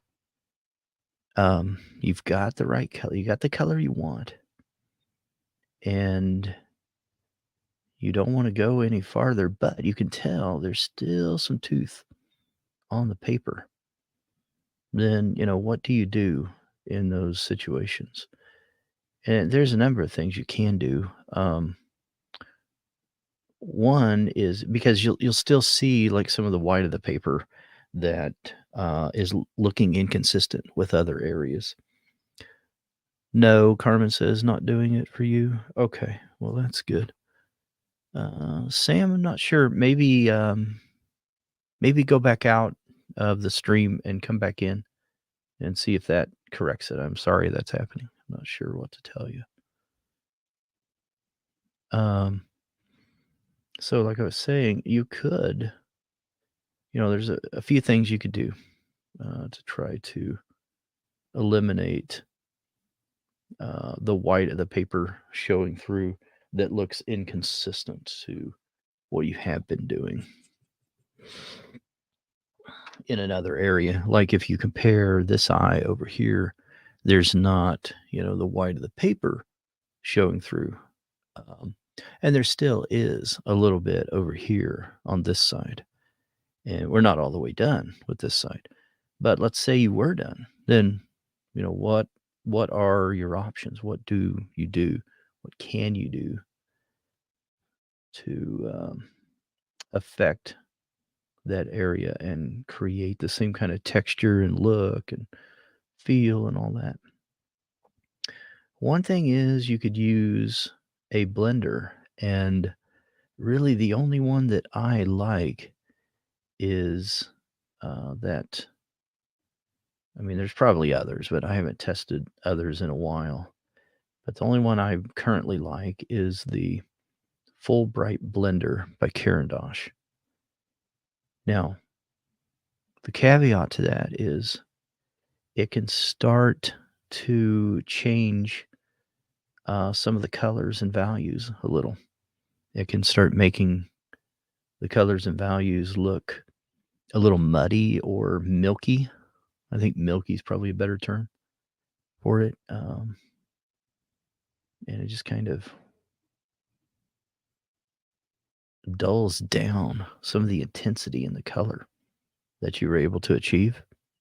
So it does change it slightly sometimes. So sometimes you have to just think about that, like, okay, if that's going to change it, if I use a blender, then what is the point of me using a blender? Why would I want to do that? I can just use more colored pencils on top. So it's so rare, personally, that I'm grabbing one of these blenders, to make any kind of modifications to the texture. Oh, that worked good, Sam. Instead, I'm just going to use more colored pencil, on top and keep working with that. Okay, there's this little tiny, we're in the eyes, so there's always right up here, a little more red, a little tiny area, more pink or red right up there that I'm seeing. And this part does kind of stick out a little, and so we're able to see a little more color rather than it just being a dark muted value, right? Now I'm going to do the same thing up here, put a little more color up here. Not a lot, just a little. I'll come back in there now with hibiscus pink.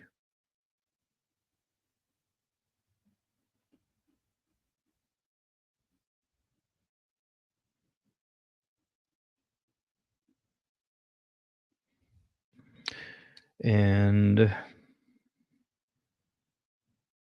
want to mute that just a little. I want to, in other words, create a more neutral value, not so bright, not so intense. So I'm using burnt sienna.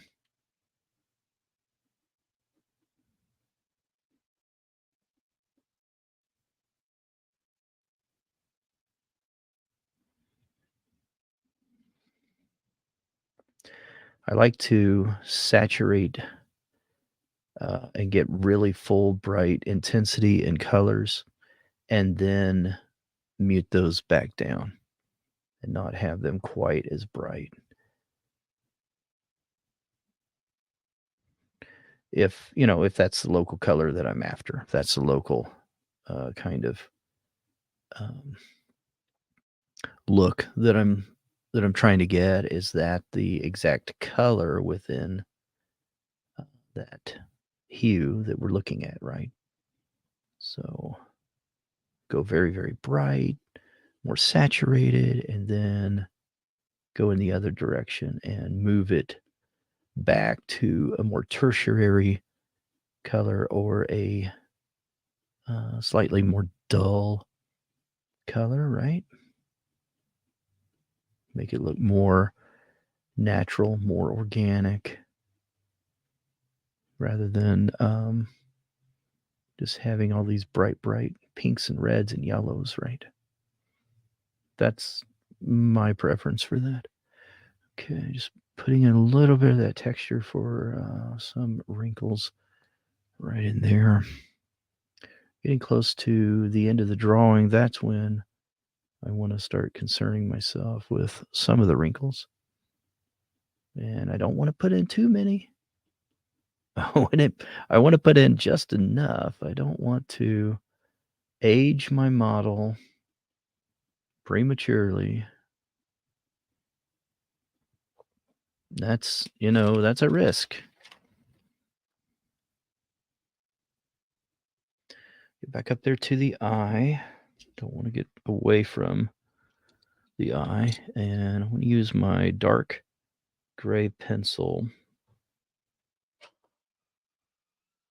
I use French gray in luminance right here. Make sure I eliminate any of that white of the paper, if there was any at all. I want to make sure that I press hard enough to get rid of that. I'm going to grab my light cobalt. I just want to make that a little cooler right there.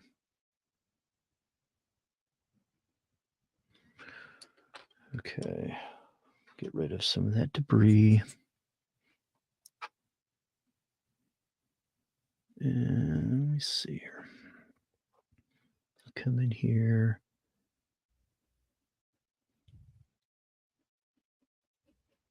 I talked about this earlier that I want to darken that value in there. First, I'm lightening it up. Now I'm going to come back in here with burnt sienna. Darken that up just a little.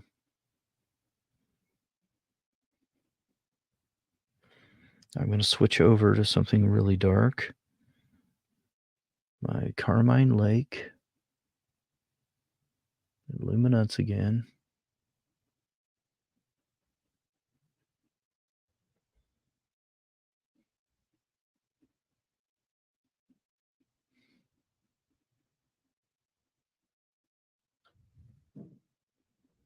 This area is getting a little full, getting more difficult to adhere to the surface. That's okay, and that's normal. It's good, actually. So I am going to have to think a little bit more, evaluate a little quicker on which colors that I'm seeing. What is that local color that I'm seeing now, and get to that quicker than what I have been in that area right there that I was in. It's not true for every area of the drawing.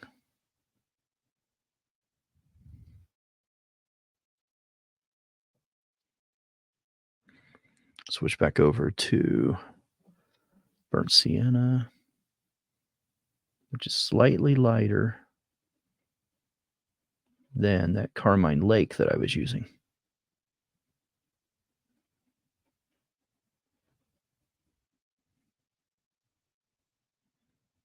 I don't want that Carmine Lake to be too dominant right in there. I don't want it to be just a dark outline.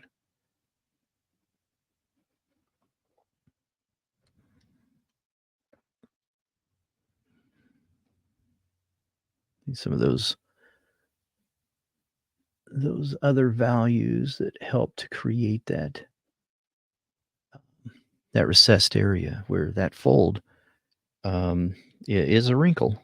So it will slowly, you know, I don't know how slow, but slowly in some ways, I guess, taper into a darker value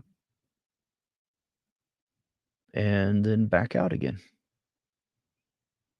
So how much of a gradient is it, That's really the question. Okay, I'm going to grab something much darker now, dark indigo in luminance. It's an extremely dark pencil. Just get those eyelashes in there. It's not so much of a texture, or it's not so much of individual lashes, anything like that. It is more of just a value that is right up there above the sclera and the iris that we just notice right there. Okay. Come right up above there. See, now I've got that extremely dark area. Darken this up. And it can start to compete just a little. If you zoom back out, you look at it in relationship to everything else. It can start to get a little bit too dark. Too dark for my taste. I don't want it to be extremely dominant. I'm talking about the eyelash line. So I'm going to mute that back down just a slight bit. Burnt sienna.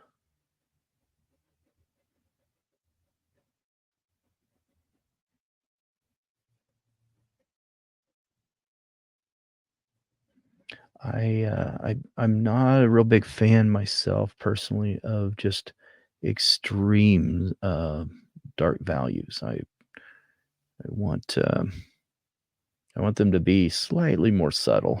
Just a personal preference. Okay, now while I'm right over there, I'm going to grab, if I can find it. Where is my steel gray? Oh, that's right. I was running out of steel gray, so I had to put them in these extenders. I'm going to put a little bit of steel gray right in here, some reflection right there, coming back and hitting this part of the eye. I'm going to overdo it just a little, and it'll come up into the sclera right over there.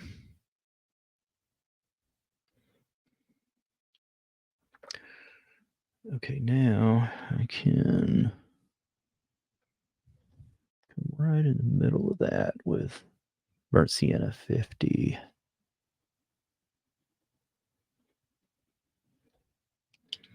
Let's grab burnt sienna right down here.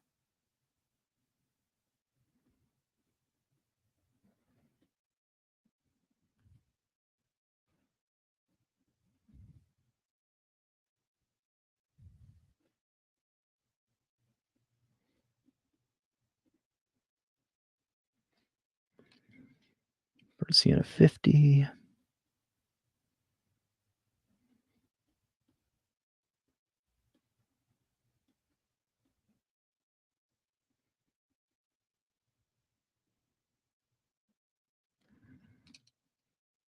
I want to eliminate that little bit of that lighter value right there. I don't want it to be that prominent.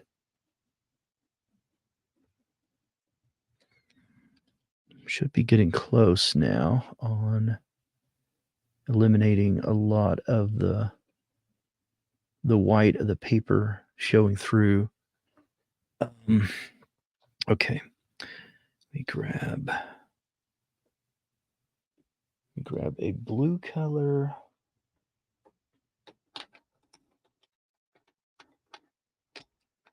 Trying to grab one of the blues we've used already, but having trouble remembering some of the blues. I'm grabbing one that I found here, ultramarine. I think we may have used that one. I'm trying to remember now. Long time ago, we may have used it.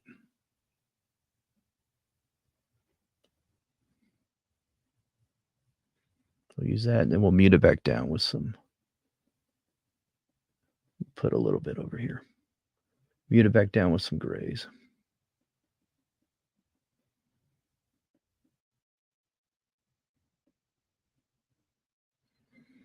Okay.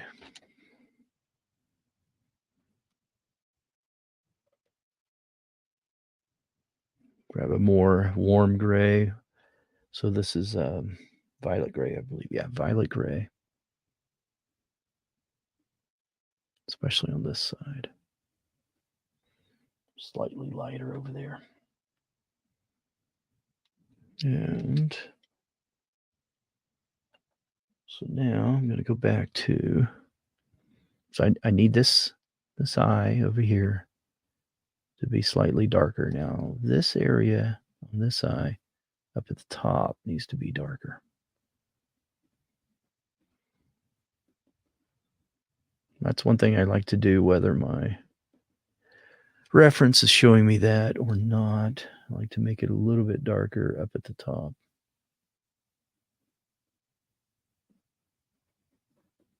I should say most of the time. Okay, now come back over here. Yeah, I do want that to be slightly darker, the dark indigo.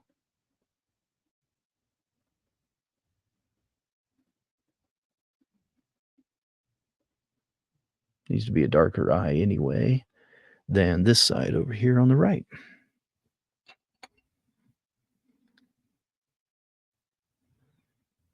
Now I need to sharpen that pencil.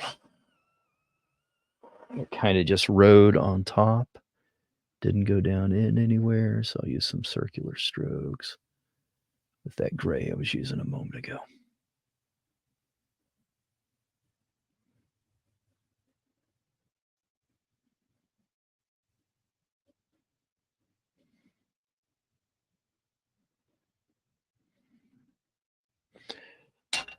Use our air rocket. Try to get rid of some of that dust and looking better. Okay, squint my eyes, take a look at it. Now, go to a slightly more boring area, I guess. It gets a little tedious. We're working on eyes and things like that for a while. You can move around and work just a little bit on some of these edges. So grab my gray, I'll come in here and just clean up these edges of the face.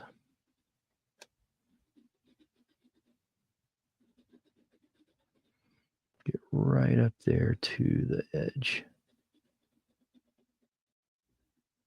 That'll eliminate some of that white that we may be seeing in there. I notice this camera picks up a lot more white, and it's always this little tricky thing, just trying to balance out the proper settings on the gamma and or gamma, however you want to pronounce that, in the filtering on my OBS that I use to broadcast this open broadcast software. And it and then there's also probably some low level filtering that's going on as well with StreamYard. That's the streaming service I'm using. So not always sure exactly what it is going to look like by the time it gets out there and becomes a stream. Okay, I'll move up just a little. Go up toward to the top of the head.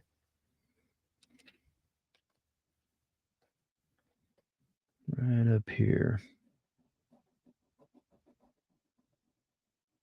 Again, we're just tightening up that edge just a little. And this is a great area right here that I do want to show, where I like to find areas where I can just make the background and the subject become one. And really what we're doing is we're showing, again, value over edges, right? And that's just, I don't know. I just love that. It's just such a fun thing to do. You're just going right into the skin because that's the reflection that is present on the skin. Just a wonderful thing.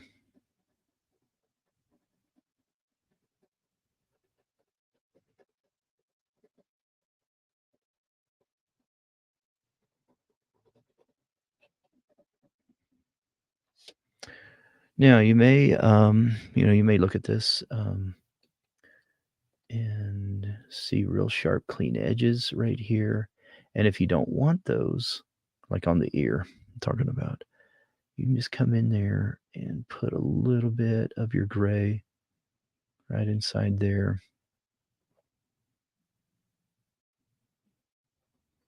In fact, I do want a little bit of that gray right there. I don't see that on the reference, I don't think, but I think it adds to that overall look that we're after, where there's a little bit of reflection happening there. And I'll come on that side just a little right there.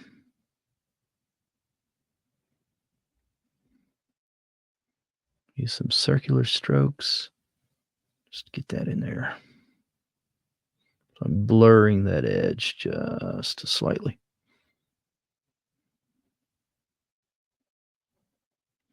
All right.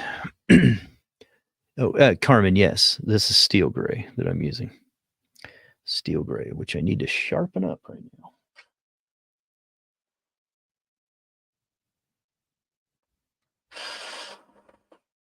now. Grabbed the wrong sharpener. Can't use that half mat when it's this tiny.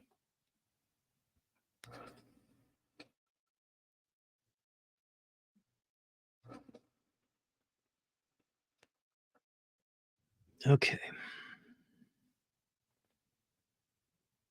It's hard to see what I've got here because I've got a little bit of dust in the way.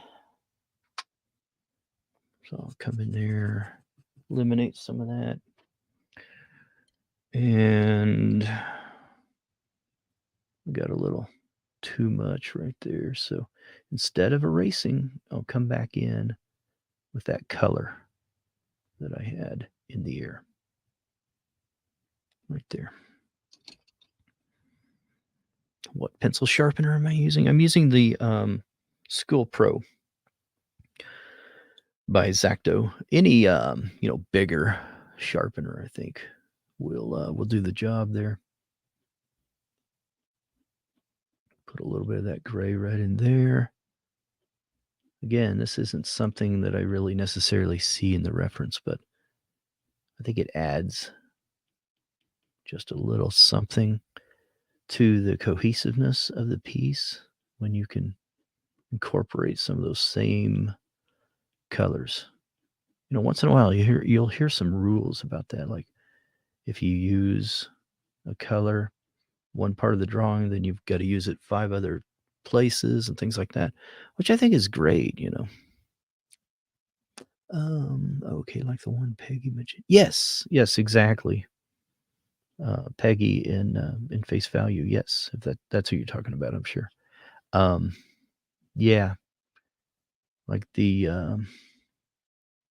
any kind of larger industrial, more industrial kind of sharpener will work just fine. I don't know. I've had some trouble finding the Exacto School Pro recently, but maybe I don't know. Maybe it was just where I was looking. I don't know. So there's others on the market. Even Zacto, even AFMAT makes a larger, more industrial corded kind of sharpener. Sits on a desktop like we're used to with some of those larger sharpeners. I do have a YouTube video where I'm comparing um, the Skull Pro with the Zacto sharpener that I use most of the time. Okay, let's take a look again. So that's working out pretty well. I like how that is. We've got that inside there. So I'm going to come in here and just enhance just a little bit of that lighter value and enhance that little turn that we get with the side plane of the head.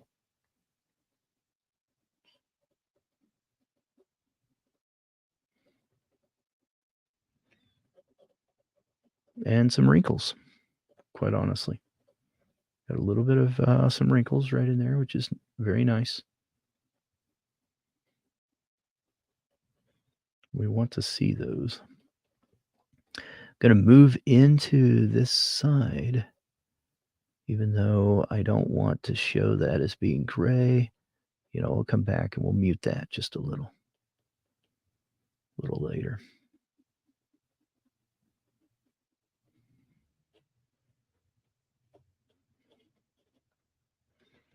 Okay, right down here. This is where, I used I think I used ultramarine violet, I believe. Yeah, especially right in here. Just adds a little bit of a richness to some of our violet tones in the skin. Not a big difference in our steel gray versus our ultramarine violet, and also in our light cobalt blue. I mean, they all kind of work together. Oh, yeah, the one she mentions, the X-Acto Teacher Pro. Yeah, I don't think there's much difference, honestly, in all of those, and that may have replaced the Skill Pro, I don't know. Unless the Teacher Pro is different, it may be, I'm not sure. Just something big.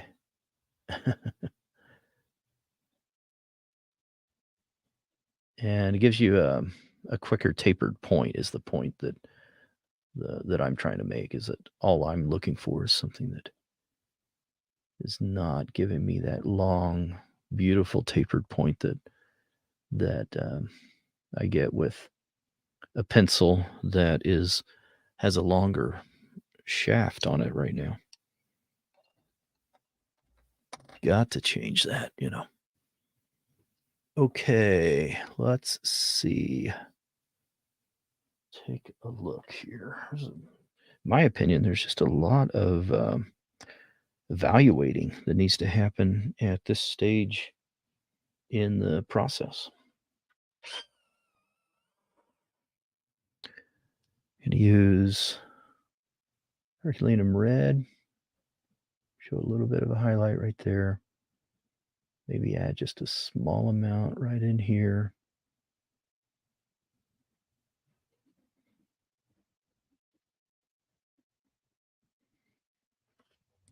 That might have been too much. Right there. Wanted to affect that just a slight bit, but not quite that much.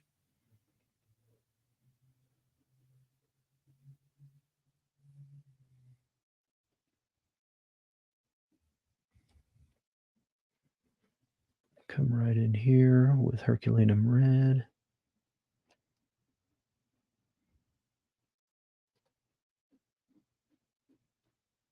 Some marks this way. Affecting the texture right now. I'm thinking about the texture.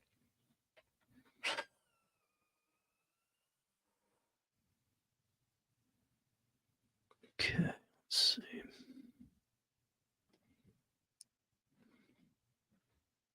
Maybe right in there. Just a little bit of marks to show some of the wrinkles in the skin right in there.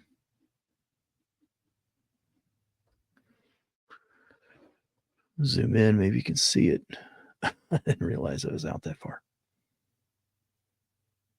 Doesn't take much either to show some of that texture. Now I start to get back that far that I need to switch over to something slightly darker, like hibiscus pink.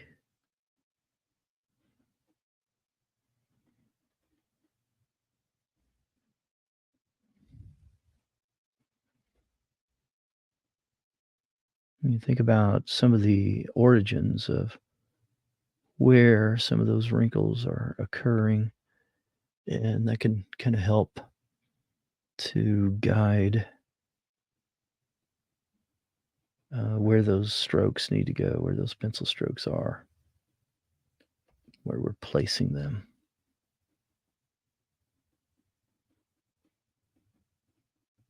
Darken that up just a little bit around those wrinkles. Okay, so we have wrinkles over here on this other side. Now, they may not be quite as prominent. I'll darken those up just a little bit and then mute those back down just a slight bit with that brush. You zoom back out, and it's not something that you're going to notice a whole lot, which is what we want. We don't want them to be just so dominant here. Actually going to use burnt ochre 10% and just mute those back down just a little bit right there. Oh, Carol says, I see an X-Acto Pro X on Amazon here in the UK, but not the ones you suggested. It might be the same. I don't know. There may be a difference in the way that they label and identify them in the UK versus the US. Not sure. But anything where the pencil sharpener will take a shorter pencil, once you start getting down real tiny, then sometimes it's difficult. Okay, where else can I use Herculaneum red?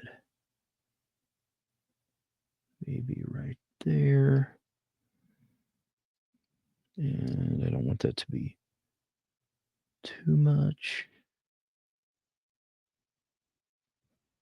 Where else can I use Herculaneum red? It's a lighter value. It helps to show a little bit of some of the reflected light. It can show form. It can show a lot of things. Use any lighter value, right? But if that's the one that's going to do it with this palette, then that's what you want to use.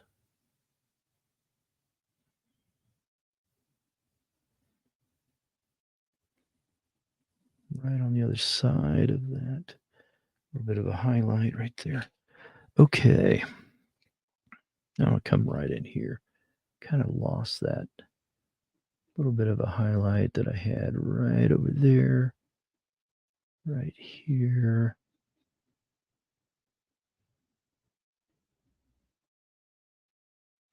Right in here.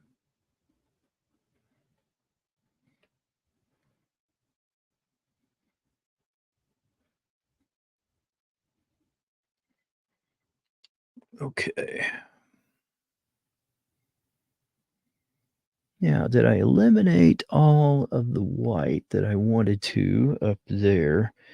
It doesn't look like it, actually. I've got just a little bit more in the sclera, the white of the eye, up there than what I wanted.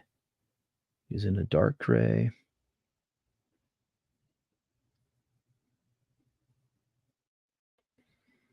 We did want eyelashes. We want eyelashes up there too. Coming in here with a very bright gray. This one's silver gray. It's not a metallic though, if you're thinking about metallic colors. Metallic colors. It's not that. It's a luminance pencil. Show a little bit of a reflected light over there. Okay.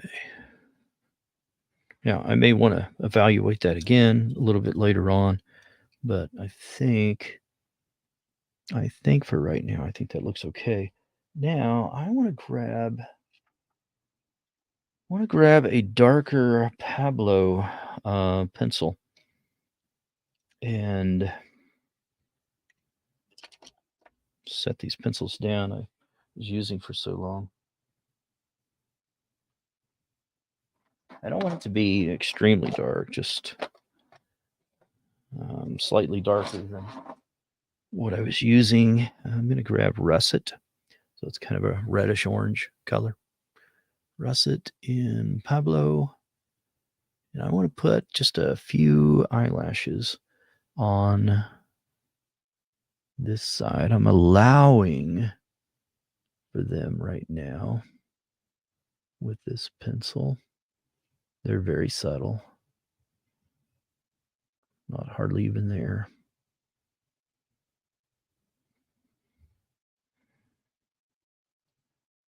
And not showing up a whole lot, which is kind of good. So I'm going to grab something slightly darker though. Yeah, I'm just going to go back to my dark indigo and polychromos. And all it takes is just a little tiny bit.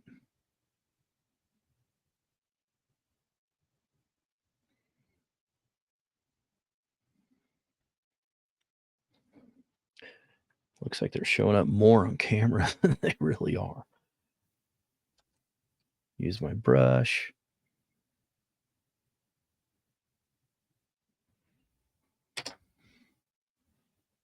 Okay.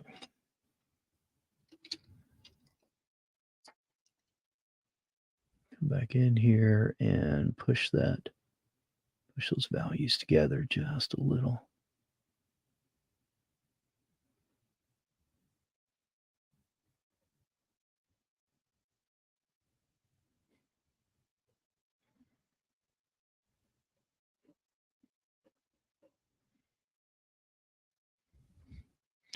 Now we've got some darker values right up there in the eyebrow, and it's about time to do that as well.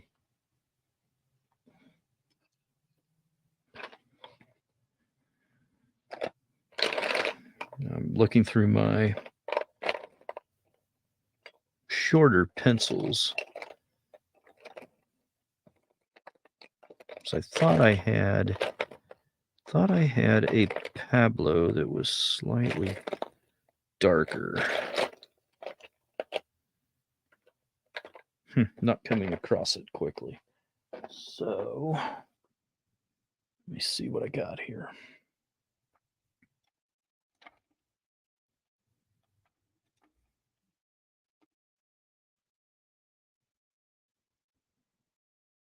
Pablo gets real fancy with the names of their colors.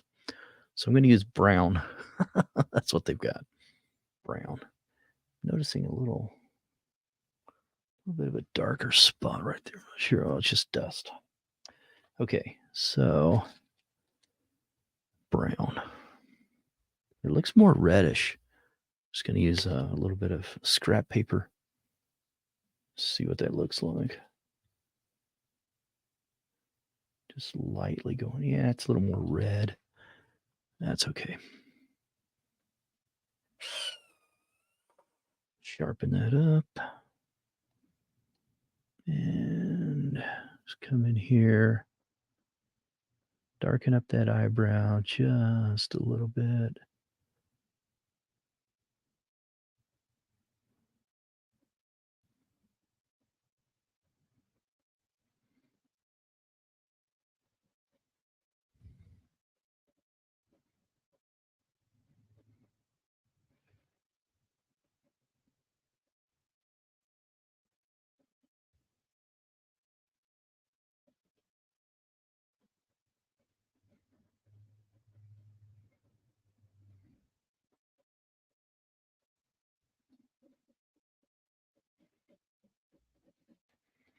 Think about the direction of the hair. Sometimes right in here, it starts to be a little more horizontal. And then the growth kind of happens from up top down. And then over here, sometimes it's a little more horizontal again.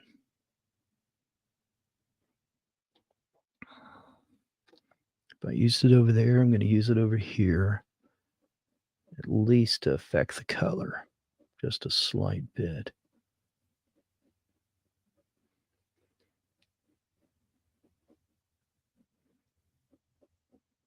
Now, he doesn't have a whole lot of eyebrow hairs. I don't have to do much with it.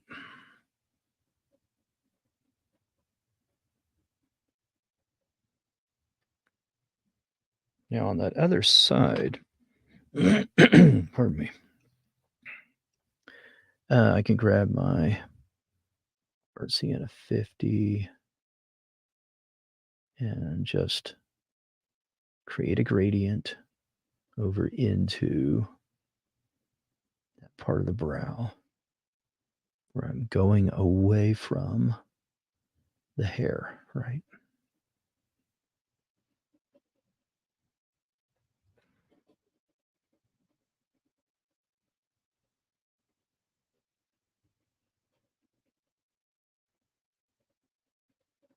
I'm going to go even farther for a moment. And then I'll come back on that other side over there. And I'm going to use maybe an unlikely choice. I'm going to go back to Herculaneum Red. And we can mute this back down. This is a very intense peach color. You know, fancy name. It's just peach, apricot, whatever you want to call it. It's a skin tone pink. Okay, you think about it like that. It's got pink and yellow in it. So I added just a little bit of that, blend that together just slightly. And then if I need to, I can grab Warm Earth 50%. Just as we're moving out away from something that is muddy, something that is more muted, we're getting just a very, let's see, we go a little bit more in this direction. We're just using a very muted color and not anything that is describing any of the skin tone at the moment. The skin color. We don't really care about that because we're trying to move away from a darker value. So some type of muddiness into a more saturated area. So let me go back to Herculaneum Red one more time. And then I can come in there with my burnt sienna up on top. Move back down.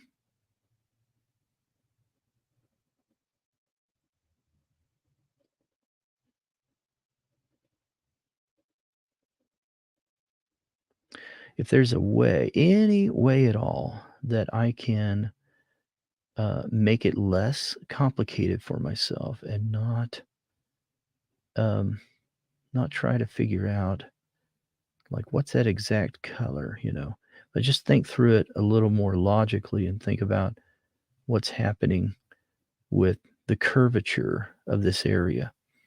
Where there's less light, I'm going to have less intensity, right?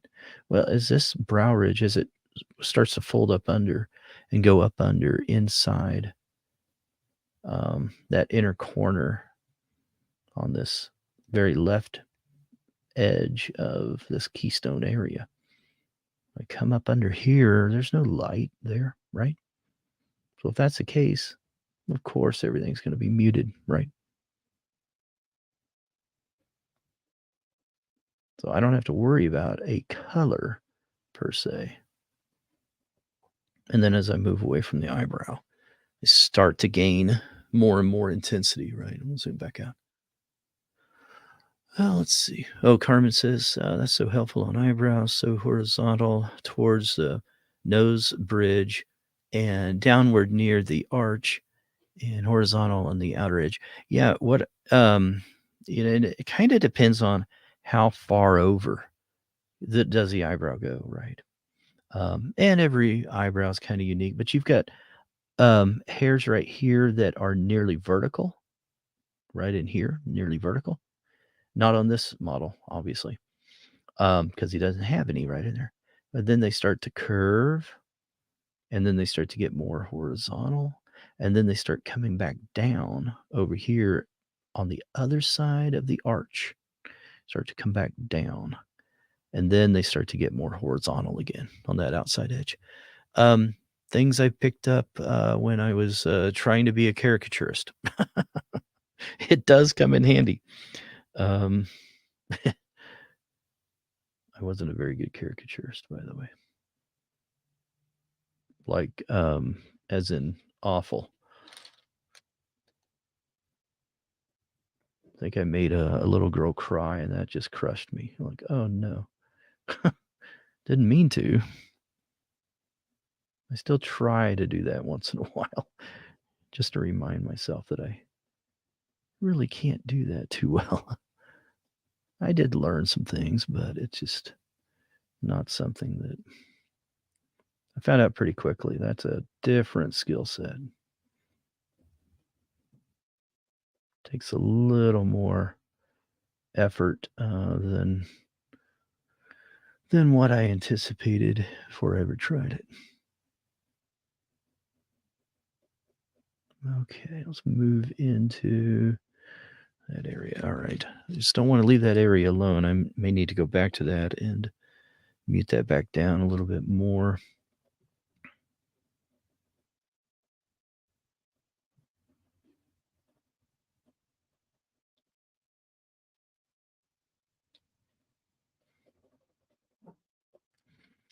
Okay. I bet you tried to make everyone more realistic than a caricature. Yeah, that was a problem in the beginning. It's like I am not getting the point here. And I never could be one of those people that drew fast. You have to do it in like 7 to 10 minutes. A good caricaturist can do it like 7 minutes, sometimes even faster. So you've got to quickly decipher the face and figure out what's important and what to emphasize and what to leave out and how that mass um, pushes against other areas. And, if you do a distortion of one area, then you've got to make that mass um, bulge out or shrink in its opposite direction. And there's a real art to that.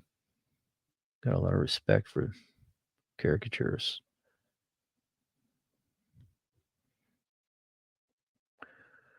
Darken that up just a little. We're getting close to the end of our stream today, guys.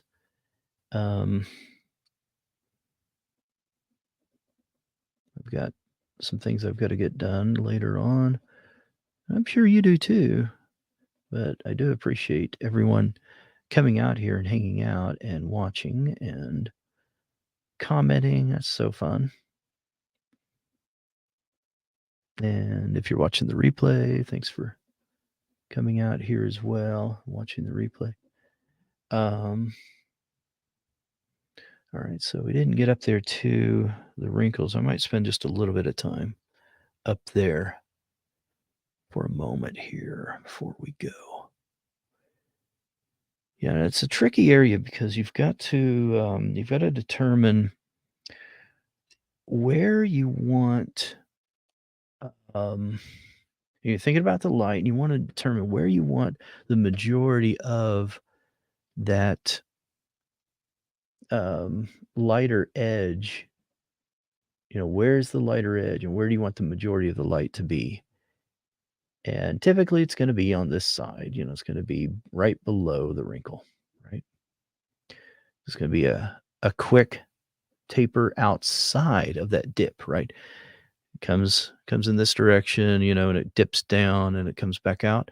Well, it's going to quickly taper out of that little crevice.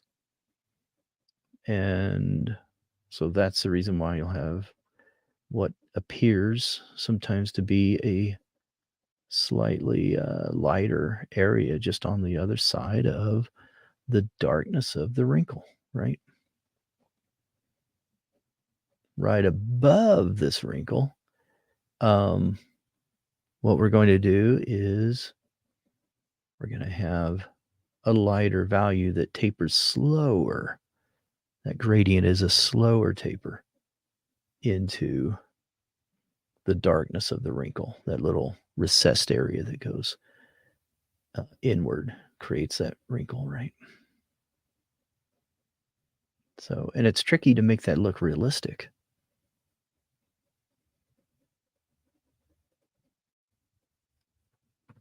Okay.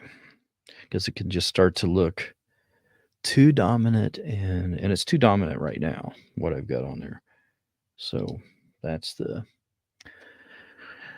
whole rub right there. So I'm going to come on this side. I'll add more of that Herculaneum red over here.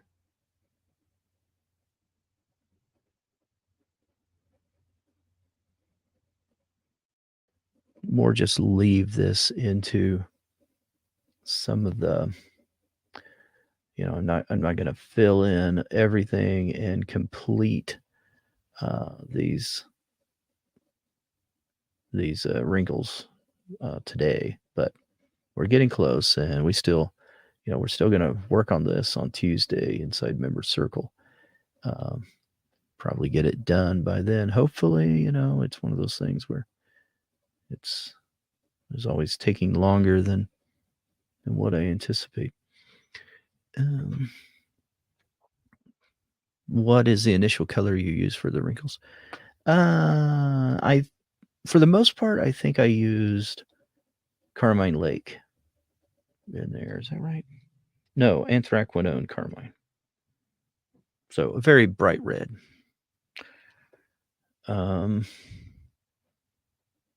But then now, and I think, and there was more than one color. I think there was another color I put in there. I'm having trouble remembering what that other color was now.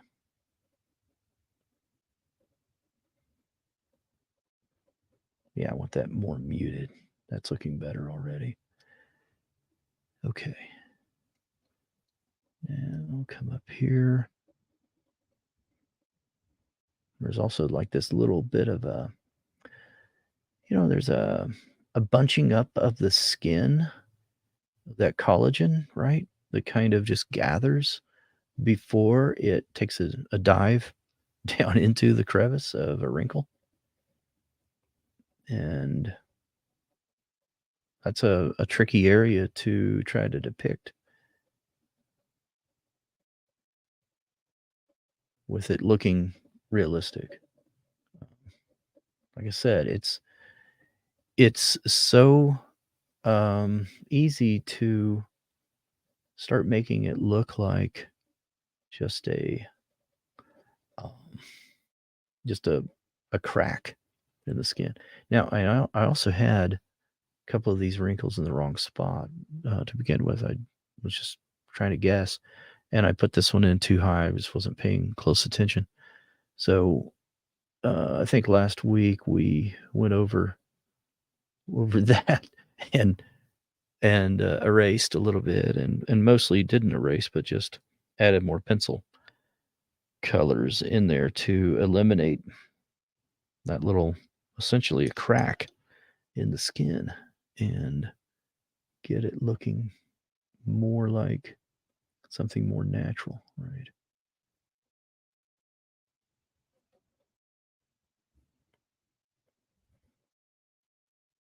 Right over here, I want these values to nearly eliminate the wrinkle. So I want them to be very, very similar.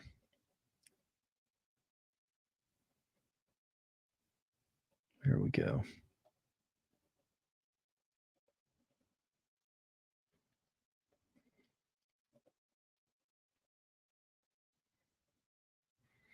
So we'll still need to work on these on that side and take a little more time working on that one. Above this eyebrow over here, we'll need to work on the neck a little bit more as well, and the shirt, obviously. Still got a lot of work to do on that shirt. Okay. I think we're going to go ahead and call it a session here. So, guys, I appreciate you coming out here and being part of this. Whoops, my camera is out of focus. Let's see what we can do. It's just going to do that, I guess. So, thank you so much for hanging out, and appreciate you being here, and for all the comments and questions. So fun. So, all right. I will talk to you later. If you're inside Member Circle, then we'll be going over this on Tuesday. We'll live stream again on Tuesday, like we always do. And if you're not inside Member Circle, reach out. Let me know if you're interested in joining the wait list, and we'll get you that link. All right. You guys take care. Have a great weekend. Bye-bye, everybody.